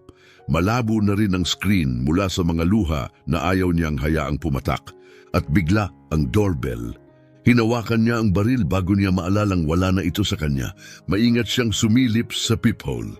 Evelyn! Nakatayo ang kanyang pamangkin, may backpack sa balikat. Agad binuksan ni Angelina ang pinto at hinila siya papasok. Evelyn! Anong ginagawa mo rito? Dapat nasa eskwela ka. Half day, sagot ni Evelyn, ibinagsak ang bag. Pagkatapos, walang pag-aatubili, niyakap niya ang kanyang tiyahin. Kailangan kitang makita, nanigas si Angelina, saka natunaw sa yakap. Hindi niya alam kung gaano niya ito kailangan. Tunay na init mula sa taong hindi siya nakikita bilang headline o panganib. Nag-aalala si Ma'am, sabi ni Evelyn sa kanyang balikat. Tumatawag siya palagi. Alam ko, buntong hininga ni Angelina. Hindi ko kayang makipag-usap kahit kanino ngayon. Dahil sa mga kasinungalingan na sinasabi nila, mariing ang mukha ng pamangkin. Alam namin ng totoo, Auntie D. Alam din ng lahat sa school. Hinugot niya ang telepono at pinindot ang play, ang footage mula sa mall, ang pag-aresto sa kanya. Ayokong mapanood ulit ito, mahinang sabi ni Angelina. Hindi, tignan mo ang views, giit ni Evelyn. Tumingin si Angelina at napasingap, ikinokta 8 milyon at patuloy pang tumataas, 2,1 milyon na views. Napakurap si Angelina sa numero, bumubuhos ang mga komento. Libu-libong tinig ang sabay-sabay na umaalingaw-ngaw sa internet. Ito ang itsura ng systemic racism. Bayani si Captain Santos sa kanyang paninindigan. Kasama ka namin, Captain. Hindi lang video ang kumakalat, sabi ni Evelyn, kumikislap ang mga mata. Ibinabahagi na rin ng mga tao ang sarili nilang mga kwento. Ipinakita niya ang post. Pagkatapos ng post, mga ulat ng harassment, pananakot at maling pag-aresto. Lahat nakaugnay sa Greenwood Mall kay Officer Reyes. Sa sistemang itinayo sa takot, ikaw ang nagsimula nito, Auntie D. Bumagsak si Angelina sa sofa na bibigatan. Sinasabi pa rin nilang hindi ako matino, mahinang wika niya, na lahat ng ito'y gawa-gawa ko. Umupo si Evelyn sa tabi niya, hindi nawawala ang alab sa mata. Ano ngayon? Naroon na ang katotohanan, hindi na nagbubulag-bulagan ng mga tao. Nakikinig na sila at galit na galit. Ipinakita niya ang isa pang screen, isang grupo sa social media na may libu-libong miyembro. Isang digital na kilusan, puno ng testimonya. Mga estrangherong mamimili, mga kabataan, mga nakatatanda, mga magulang, lahat may isang bagay na pinag-isa. Dati pinatahimik sila, hindi na ngayon. Kita mo! Hinigpitan ni Evelyn ang hawak ng kamay ng tiyahin. Hindi ka nag-iisa, hindi ka baliw, ikaw lang ang nagkaroon ng tapang na lumaban sa kanila. May naramdamang pagbabago si Angelina. Ang kawalan ng pag-asa na ilang araw na siyang binibigti ay unti-unting lumuwag. Isang maliit pero matibay na pag-asa ang muling nagliwanag. Kailan ka naging ganito katalino? Tanong niya bahagyang nakangiti. Ngumiti rin si Evelyn. Natuto sa pinakamahusay. Niyakap niya ang kanyang tiyahin ng mahigpit. Palagi mong sinasabi sa akin na lumaban para sa tama. Anuman ang mangyari, iyan ang ginagawa mo. At ngayon kasama mo na kaming lahat. Hapon yon, tumama ang araw sa nagkakakilalang tao sa labas ng Greenwood Mall. Nasa gitna si Angelina, nakasuot ng baseball cap na nakatakip sa mukha. Isang di kilalang anino sa dagat ng tinig. Ngunit yumanig sa kanya ang mga sigaw, "Justice for Santos! Justice for Santos!" Umangat ang mga placard sa ibabaw ng ulo ng mga banyaga. "End racial profiling, stop police corruption. We stand with Captain Santos." Nanikip ang kanyang lalamunan. Ilang araw lang ang nakalipas, nag-iisa siyang nakatayo. Tinaguri ang traidor, ipinintang hindi matatag ang isip. Ngayon ang mga banyagang ito'y sumisigaw sa kanyang pangalan. Umabot hanggang pasukan ng mall ang linya ng protesta. Kailangan pang sumingit ng mga mamimili upang makapasok. Nakatayo sa loob ang mall security, mga radyo nag-crackling halatang kabado. Nakatayo ring bantay ang ilang nakauniforme, matikas pero hindi sigurado. Wala ni isa sa kanilang nakilala siya sa ilalim ng kanyang sombrero. "Ito," wika ng isang babae sa tabi niya. May kulay abo ng buhok at suot ang sombrerong Citizen Lives Matter. Ito ang tunay na pagkakaisa. "Sinubukan kanilang patahimikin, Captain. Ngayon kami ang tinig mo." Hindi makapagsalita si Angelina. Masikip ang lalamunan. Hinawakan ng babae ang braso niya bago lumayo. Hindi man lang nalalaman na siya mismo ang kapitan na pinagtatanggol nila. Sa harap grupo ng mga kabataan ang nagsimula ng bagong sigaw. "Show the truth! Show the truth!" Umugong ang ritmo sa buong karamihan. Umaalingaw-ngaw, umaakyat, hindi mapigilan. Ramdam ni Angelina sa kanyang dibdib, bawat tibok sabay sa kanyang pulso, elektriko. Totoo, buhay. Pagkatapos isang mahina ngunit malinaw na tinig mula sa likod niya. "Captain Santos?" Lumingon si Angelina. Nakatayo roon ang isang dalagitang babae, kinakabahan ngunit puno ng pag-asa. Hawak ang telepono sa dibdib. "Ako si Carmen. Carmen Flores," sabi niya agad. Ako ang kumuha ng video, iyong nag-viral. Nanlaki ang mata ni Angelina, napanood na niya ang footage na iyon ng 2 beses. Iyon ang nagbago sa lahat at hindi niya kailanman alam kung sino ang nasa likod ng kamera. "Salamat." Mahina ang tinig ni Angelina. "Ipinakita ng video mo ang katotohanan." Naglinga si Carmen saka ibinaba ang tinig. Hindi pa lahat. Hindi pa. Hinila niya si Angelina palayo sa karamihan. "Meron pa ako." Inunlock niya ang phone at ipinakita ang isa pang video. "Nagsimula akong mag-record nang makita kong pumasok si Officer Reyes sa mall. May kakaiba. Hindi siya naglibot. Alam niya agad kung saan pupunta." Umilaw ang screen. Naroon si Officer Reyes, naglalakad na may malinaw na layunin. Ipinakita ng footage na diretso siyang tumungo sa Crystal's Boutique. Pero hindi ito ang parehong video.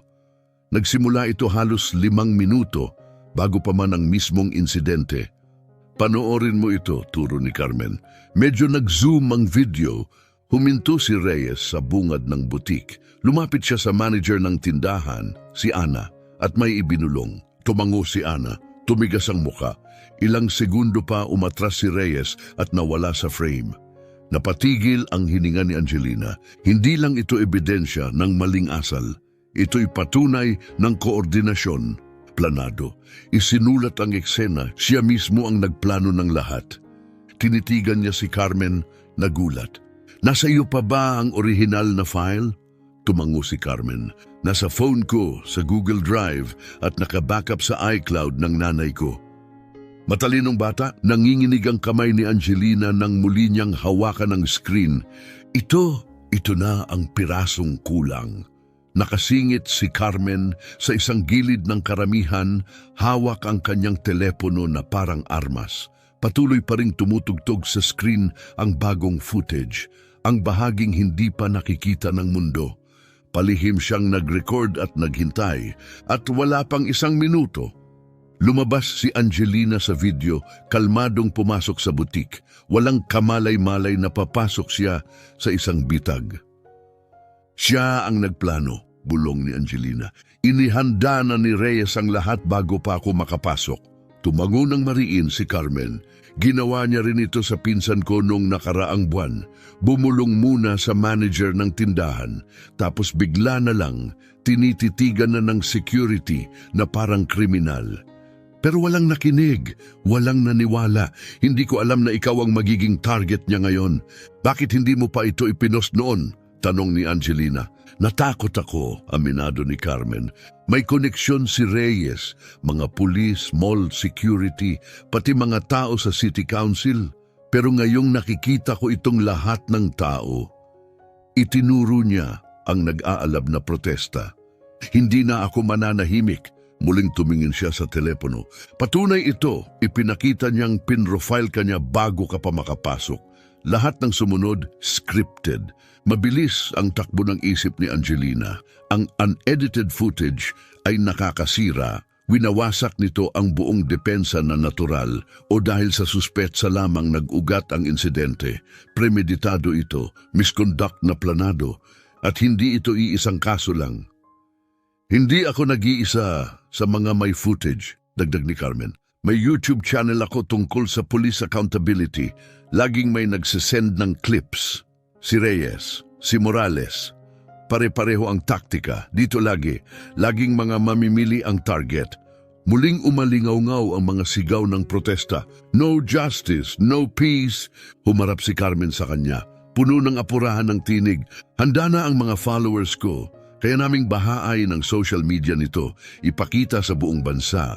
Pero nagatubili siya bago tumitig kay Angelina. Kailangan ng boses mo, ikaw ang pinaniniwalaan, ikaw ang patunay na kahit mga opisyal hindi ligtas sa sistemang ito. Tumingin si Angelina sa nagkakaisang tao. Ang video, ang protesta, ang mga affidavit na nakalap ni Teresa, ang mga financial record, ang na-expose na pipeline, at ngayon isang hukbo ng kabataan handang lumaban gamit ang kamera at tinig. Hindi nila kayang patahimikin tayong lahat, wika ni Carmen. Hindi kung sama-sama tayo. Huminto sa gilid ang isang news van, bumaba ang reporter at camera crew, agad na sinalubong ng nag-aalab na crowd. Lalong lumakas ang sigawan. Nakataas ang mga placard at cellphone. Pinanood ni Angelina habang inaayos ng reporter ang mikropono. Mabilis ang tibok ng puso niya. Ito na yon. Hawak nila ang ebidensya, ang katotohanan. At ang buong mundo'y nakatingin. Kailangan na lang niya ng tamang sandali, isang sandaling hindi nila kayang ibaon. Gabi na sa Metro General's Recovery Ward, mahina ang ugong ng mga makina. Ang fluorescent lights ay nagbigay ng matatalim na anino sa pasa sa pisngi ni Teresa. Tahimik na nakaupo si Angelina sa tabi ng kama, ngunit nag-aalab pa rin ang mga mata ng mamamahayag. Dapat nagpapahinga ka, mahinang sabi ni Angelina. Hindi pwede, sagot ni Teresa, dahan-dahang umayos ng higa. Hindi kung ganito kalaki. Sumulyap siya sa pinto bago ibinaba ang boses. Naalala mo sinabi kong may badge ang umatake sa akin? Tumango si Angelina, lumapit. Swerte natin, mayabang siya. At pabaya, bahagyang nangumisi si Teresa. Nahulog ang phone ko sa kamay ko habang inaatake niya ako. Siguro akala niya may footage ako, kaya kinuha niya. Pero hindi niya alam ang failsafe. Anong failsafe? Tanong ni Angelina. Kinuha ni Teresa ang laptop sa tray. Mamamahayag ako sa 2024. Akala mo ba wala akong tracking software? Mabilis siyang nag-click sa mga folder. Pag-on niya ng phone, otomatikong nag-sync sa cloud ko. Lahat ng binuksan niya na-upload. Napakurap si Angelina. Ibig mong sabihin, hindi lang mga file ko, kanya ring mga file. Binuksan ni Teresa ang isang folder, mga spreadsheet, transaction logs, internal documents. Nanlaki ang mata ni Angelina. Nahack mo ang phone ng isang pulis? Ngumisi si Teresa, siya ang nag-hack sa sarili niya. Ipinakita niya ang screen. Hulaan mo kaninong phone ito. Nakatitig si Angelina sa pangalan sa account dashboard, Officer Ricardo Morales, ang partner ni Reyes. Nag-click si Teresa. Mga bank statement, encrypted messages, shell company registrations, payment records na nakalink sa New Horizons Supervision Services, mga email chain na may subject line na bonus pool, quarterly arrest incentives, at keep this off record. Ginto ito, bulong ni Angelina. Masisilip natin ang galaw ng pera, direktang maitatali sa mga aresto, sa probation contracts, sa corporate partnerships. Tumango si Teresa at lahat ito galing mismo sa file niya. Tahimik silang pareho ng matagal, alam kung ano ang hawak nila. Hindi lang ito expose, isa itong indictment. Nanginginig ang mga kamay ni Angelina habang nag-i-scroll sa pahina ng pahina sa laptop ni Teresa. Nandito lahat, ani Teresa, mahigpit pero may tagumpay ang tinig. Bawat wire transfer mula sa parent company ng Greenwood Mall papunta sa New Horizons Supervision Services. Bawat kickback na ibinayad sa mga opisyal ng lungsod na pumirma sa kontrata. Huminto si Angelina, nakapako ang mata sa timeline ng mga transaksyon. Tignan mo ang mga petsa, dagdag ni Teresa, eksaktong tugma sa pagtaas ng mga pag-aresto. Sumulpot sa screen ang mga email chain, malamig, kalkulado at nakakasuklam. Binasa ni Angelina ang palitan ng mensahe ni na Officer Reyes at Alfredo Soriano, CEO ng mall. Usapan nila tungkol sa targets, demographics at quotas na parang walang halaga ang buhay ng tao. May isa pang thread na kasama si Judge Ocampo. Siya mismo ang namuno sa karamihan ng mall-related arrests. Nasa mensahe ang pag-uusap tungkol sa mabilisang pagproseso ng plea deals, pakikipagsabuatan para bawasan ang paglaban at palakihin ang kita. Ni hindi nila tinatago, bulong ni Angelina. Inakala nilang walang makakakonekta. May isa pa, sabi ni Teresa, nagbukas ng bagong file. Naalala mo ang memo na nawala, yung ninakaw sa desk mo? Binuksan niya ang digital scan. Nakita ko ang backup copy sa inbox ni Morales.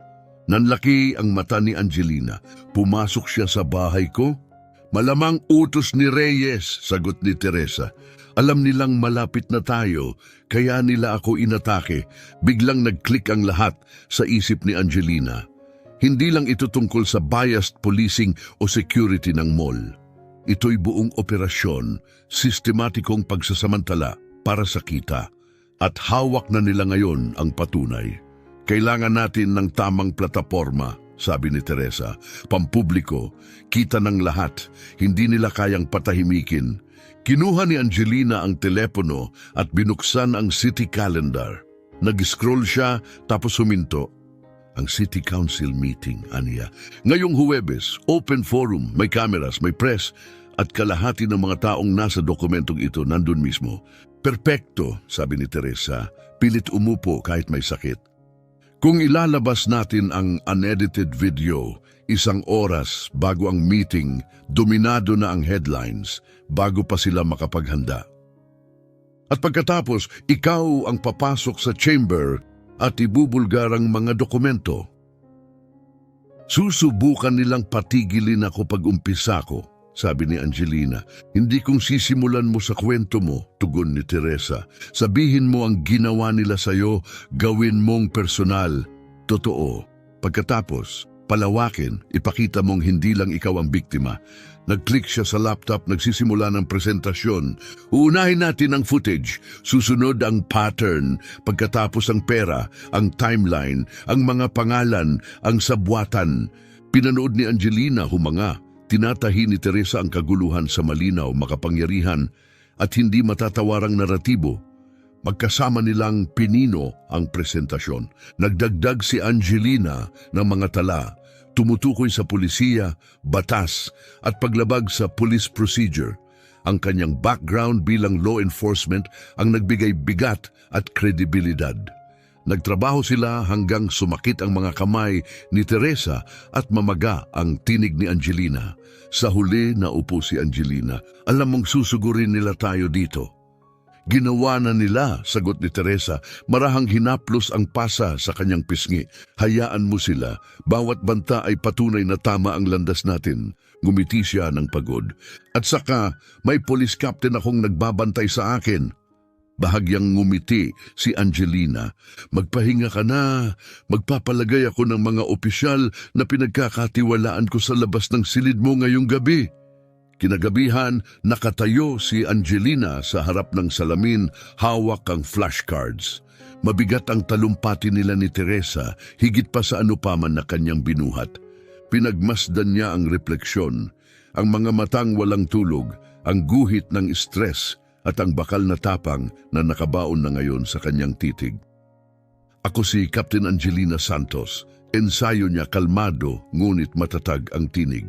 2 linggo na ang nakalipas, inaresto ako ng walang dahilan habang namimili sa Greenwood Mall. Pero hindi lang ito tungkol sa akin. Ito'y tungkol sa kriminal na operasyong nakapulupot sa ating mga institusyon, nakatayo sa racial profiling at pinapaandar ng kita. Huminto siya, huminga ng malalim. Naalala niya ang alinggaw-ngaw ng crowd, ang matatag na boses ni Carmen. Si Teresa lumalaban kahit sugatan, nakaasa silang lahat sa kanya. Dito na nagtatapos, bulong niya sa kanyang refleksyon. Inilatag niya ang kanyang uniforme, ang pinakamatalim na blazer, tailored pants, pinakakintab na sapatos, ang baluting kailangan niya. Nasa ibabaw ng dresser ang kanyang badge, hindi ginalaw mula nang siya'y masuspinde. Kinuha niya ito, malamig at pamilyar sa kanyang kamay.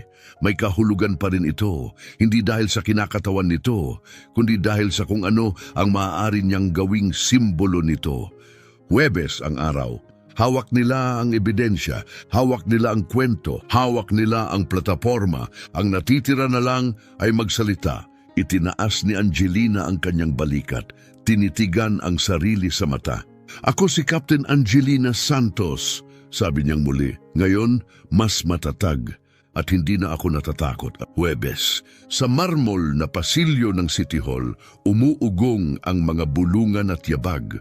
Habang dumadaloy ang enerhiya ng crowd, nagsisiksikan ang mga reporter sa harap ng chamber doors, nag-aagawan ang mga camera crew sa pwesto. Sa loob, punong-puno ang council chamber. Walang bakanting upuan, may mga taong nakatayo sa gilid at umaapaw hanggang sa pasilyo. Huminto si Angelina sa bungad, mabilis ang tibok ng puso, mabigat sa kanyang kamay ang folder ng ebidensya. Inscan niya ang crowd. May mga pamilyar na muka. Si Teresa nakaupo sa likod, nakakast pa ang braso pero gising ang mga mata. Si Carmen nakatayo sa tabi niya, nakataas na ang telepono at nagre-record. Mga aktivista na nakasuot ng Justice for Santos shirts nakapila sa aisle. Sa unahan, nakaupo si Officer Reyes, nakangisi, nagbibiruan kay Alfredo Soriano, CEO ng mall. Ang kanilang kaswal na tawa ay nagpasuka kay Angelina. Sa gitna ng dais, pawis na pawis, si Mayor Aquino nagpupunas ng panyo, halatang kinakabahan. Ang ibang council members nag-aalangan sa kanilang mga upuan. Tahimik na sumali si Angelina sa linya ng mga mamamayang nakapila para magsalita. Tig-3 minuto bawat isa. Tumingin siya sa orasan. Sandali na lang. Biglang kumalat ang kilabot sa crowd. Nagliwanag ang mga telepono. Tumalikod ang mga ulo. Nagbulungan ang mga tao. Naputol ang tawa ni Reyes habang itinaas ng mga tao ang kanilang mga screen. Ang unedited video ng pag-aresto kay Angelina, buo, malinaw at nakakasira, ay live na. Umugong ang chamber sa mga bulungan. Naglinis ng lalamunan si Mayor Aquino. "Next speaker please." Lumapit si Angelina. Nakatitig ang lahat. Kumalat ang mga bulungan na parang apoy sa tuyong damo. Nanigas si Reyes. Nawala ang ngisi. "Ako si Captain Angelina Santos," sabi niya sa mikropono. "2 linggo na ang nakalipas. Inaresto ako ng walang dahilan habang namimili sa Greenwood Mall." Maliwanag at matatag ang kanyang boses, umaalingaw-ngaw sa chamber. Pero hindi lang ito tungkol sa isang insidente ng racial profiling. Narito ako upang ipakita sa inyo ang mas malala. Inilatag niya ang folder sa podium at binuksan ito. Isa-isang inilalabas ang mga dokumento. Ito'y tungkol sa kriminal na operasyong umaandar sa ating lungsod. Isang enterprise na sadyang pinipili ang mga mamamayan. Inaaresto sila, pinipilit silang pumasok sa plea deal at itinatanikala sa tiwaling probation system.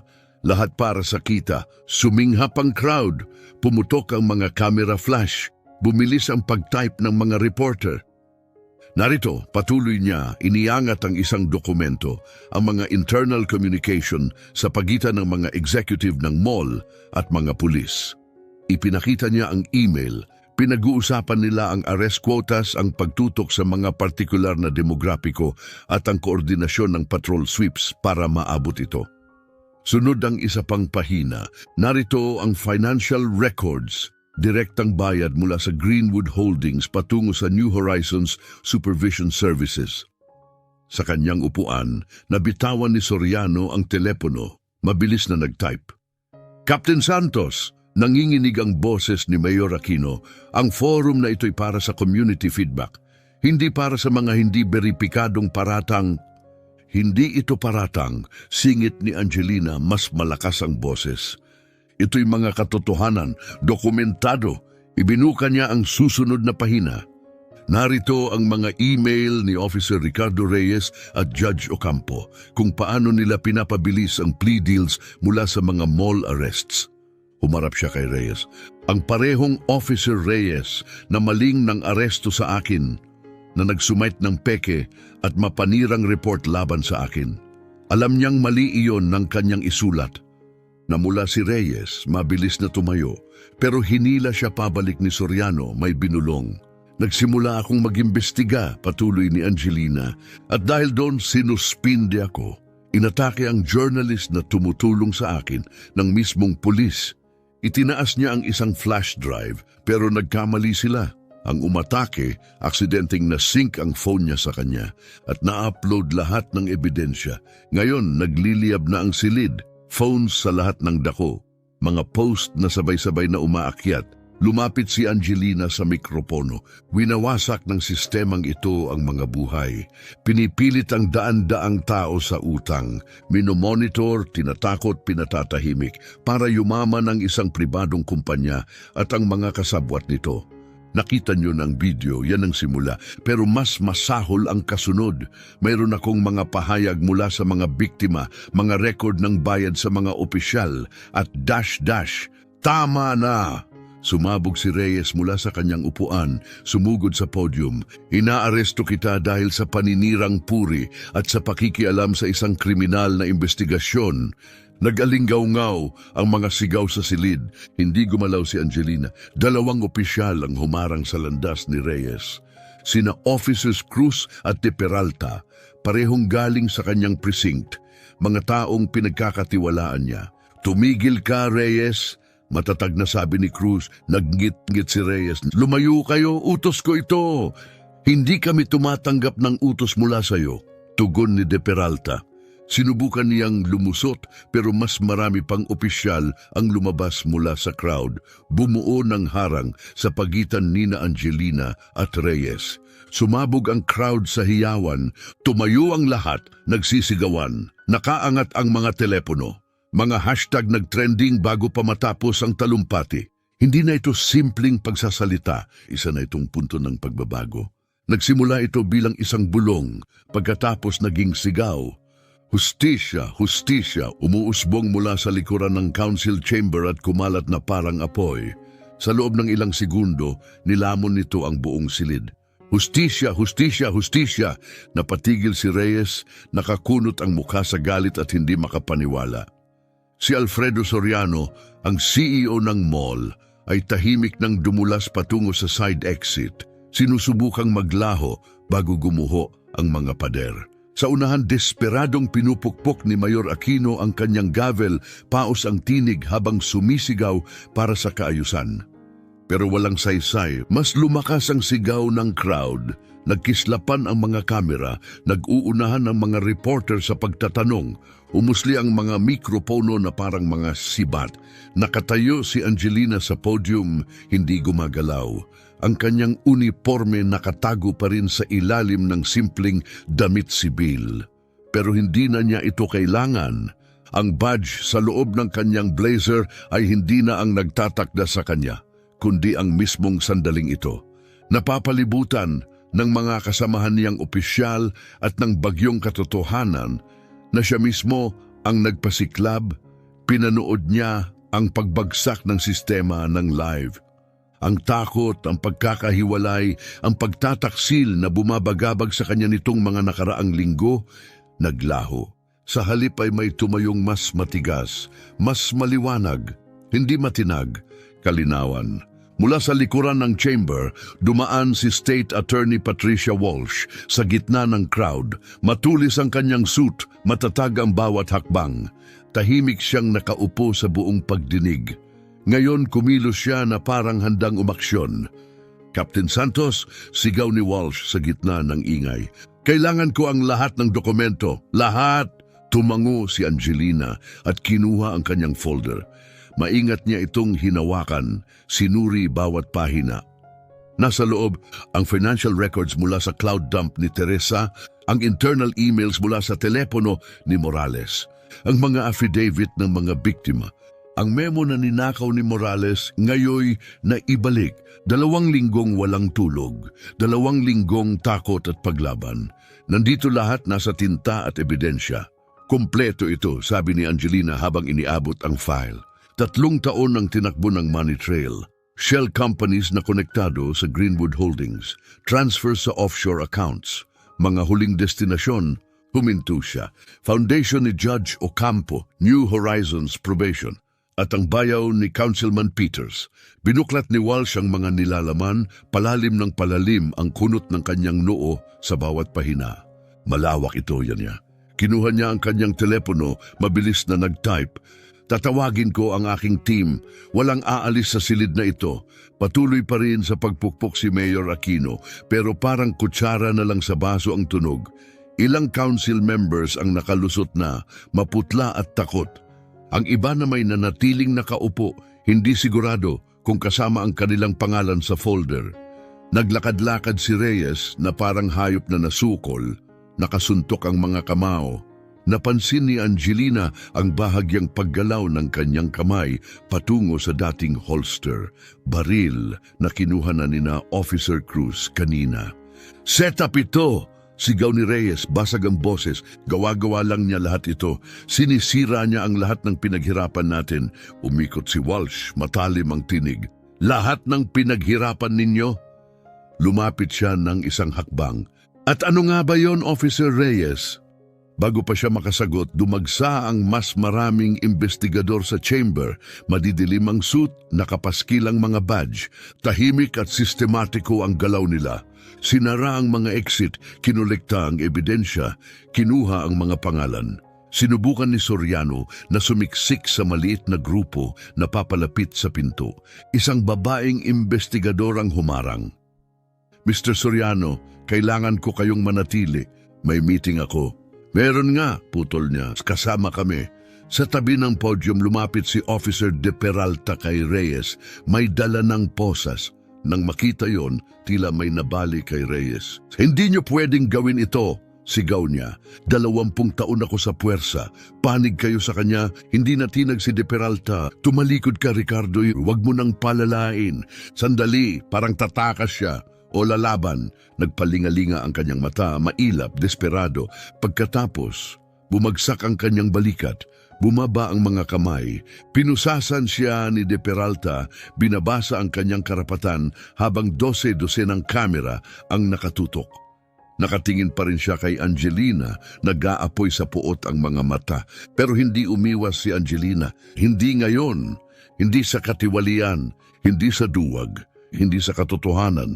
Dahan-dahang tumayo si Mayor Aquino, inaayos ang kanyang kurbata na parang pilit sumasagip ng dignidad sa gitna ng pagbagsak. Dahil sa mga nakakabahalang revelasyong ito, pautal niyang sabi, ako'y nananawagan para sa agarang independent investigation. Ang lungsod ay lubos na makikipagtulungan. Hindi, putol ni Walsh, walang pag-aalinlangan. Ang Estado ang hahawak ng investigasyong ito. Ang pakikipagtulungan mo, Ginong Mayor, ay hindi opsyonal. Inaatas ng batas, umupo ang mayor, talo. Sa paligid, nag-live broadcast ang mga reporter. Pumutok ang social media sa real time. Nag-vibrate ang mga telepono ng libu-libong nanonood sa malayo. Breaking, officer inaresto sa City Council hearing. Greenwood Mall scandal, nabunyag live. Captain Santos naglabas ng matinding ebidensya.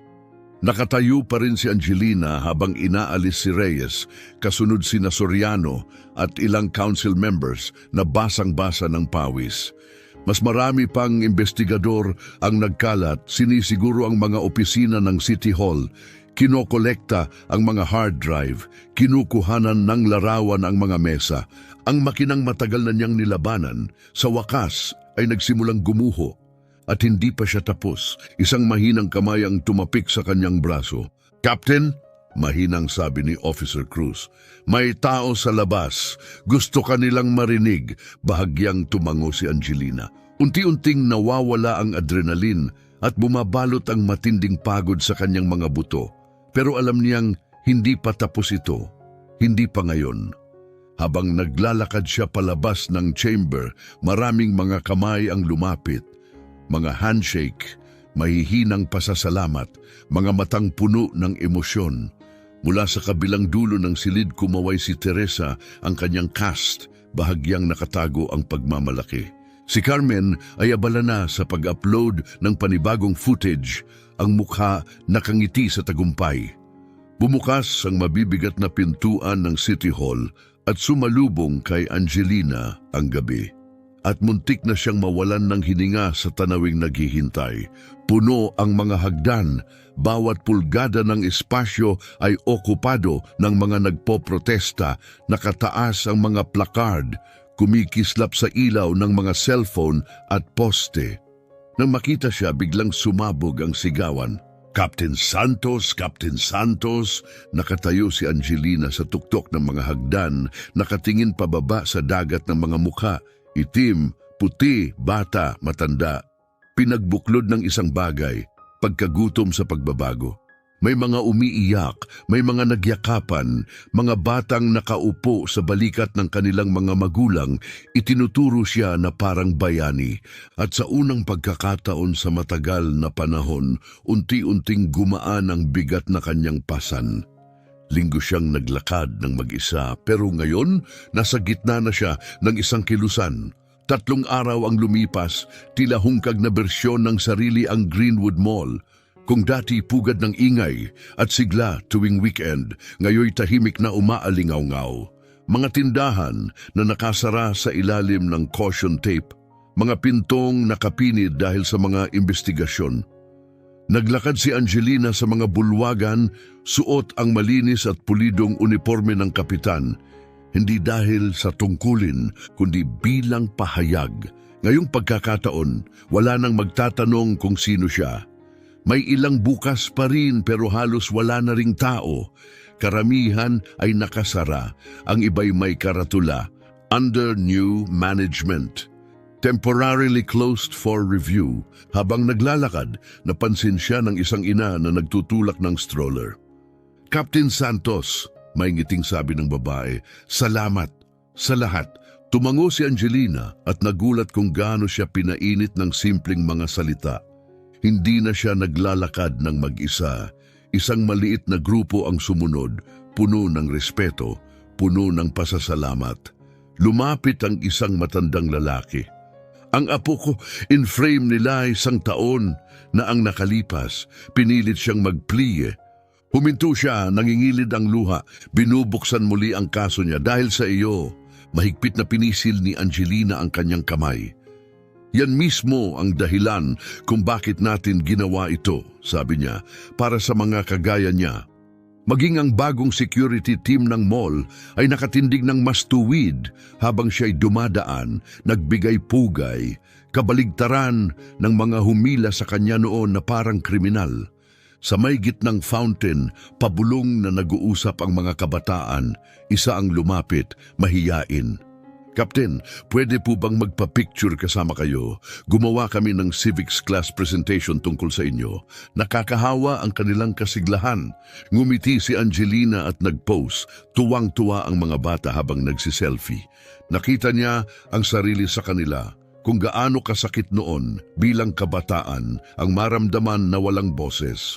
At kung gaano ka-powerful ngayon para sa kanila na makakita ng isang gaya niya lumaban at nanalo. Huwag niyong hahayaang palitin kayo ng kahit sino. Mahinang wika niya. Magsalita kayo kahit nakakatakot, lalo na kung nakakatakot. Malapit sa butik, ang mismong pinagmulan ng lahat, naghihintay si Evelyn. Agad na yumakap nang makita siya. Auntie D, wika ng bata. Ang weird na bumalik dito. Weird sa masama? Tanong ni Angelina. Hindi, sagot ni Evelyn tumingin sa paligid. Weird sa mabuti. Ang manager na tumawag ng pulis, bayad pala para mag-report ng shoppers. Iniimbestigahan na siya ngayon. Sa loob ng tindahan, iba na ang enerhiya, mga bagong mukha, mga nangiting taos-puso, halatang ninenerbyos ang cashier, pero puno ng respeto. Captain Santos, karangalan po, kung may kailangan kayo, please. Tahimik silang namili, ang parehong jewelry counter na minsang naging mitsa ng kaguluhan, ngayoy kumikislap ng payapa sa ilalim ng ilaw. Alam mo, ani Angelina, hawak ang isang pilak na kuwintas. Nagsimula ang lahat ng ito kasi gusto kitang bilan ng birthday gift. Ngumiti si Evelyn. Worth the wait. Binago mo ang lahat, totoo. Bumulong siya, puno ng pagmamalaki. Iba na ang tingin sa akin ng mga kaklase ko. Parang may superhero akong auntie. Natawa si Angelina. Wala akong kapangyarihan, kid. Napagod lang akong itulak. Yun mismo ang dahilan kung bakit ka bayani. Pinili nila ang isang magandang pendant, pilak na pakpak na parang lumilipad. Sa counter, iniabot ng cashier ang isa pang kahon. Mula po sa amin, para humingi ng tawad. Sa nangyari, aatras sana si Angelina para tumanggi pero pinigilan siya ng sinseridad ng dalaga. Salamat, mahina niyang tugon. Paglabas nila ng butik, lumaki pa ang crowd, may pumalakpak, may kumaway. Isang lalaking nakasweet ang nagpasalamat sa pagbubunyag ng katiwalian. Isang matandang babae ang nag-abot ng cookies, umiiyak sa galak. Ipinakita siya ng mga magulang sa kanilang mga anak. Yan siya, yan ang kapitan na lumaban sa mga masasama. Pagsapit nila sa exit, muling sumabog ang palakpakan, parang alon na sumasalubong sa dalampasigan. Binuksan ng mga guwardiya ang pinto at lumabas si Angelina sa gintong liwanag ng hapon. Sumunod sa kanya ang palakpak, parang isang awit ng tagumpay. Nakakapit si Evelyn sa kanyang bag, nakangiti. Parang ending ng pelikula, aniya. Ngumiti si Angelina, tumingala sa langit habang lumulubog ang araw, mahahabang anino ang humahaplos sa parking lot. Naalala niya si Teresa, abala na sa pagdraft ng panibagong expose. Si Carmen, na ginawang sandata ang kanyang cellphone. Ang mga dayuhan at lokal na naging kaalyado, isang lungsod na sa wakas handa ng magbago. Humarap siya kay Evelyn at bumulong. Hindi pa tapos ang laban, baby girl. Pero ngayong araw, panalo tayo. Sinalo ng araw ang pilak na pakpak sa leeg ni Evelyn, nagbuga ng maliliit na sinag sa himpapawid. Parang pag-asa, pumapailan lang. Salamat sa panonood. Kung naantig kayo ng kwentong ito, i-share ninyo. I-tap ang subscribe para hindi nyo mamiss ang susunod. At tingnan ang dalawa pang handpicked stories na tiyak magugustuhan ninyo. Hanggang sa muli, Pumasok si Angelina Santos sa Greenwood Mall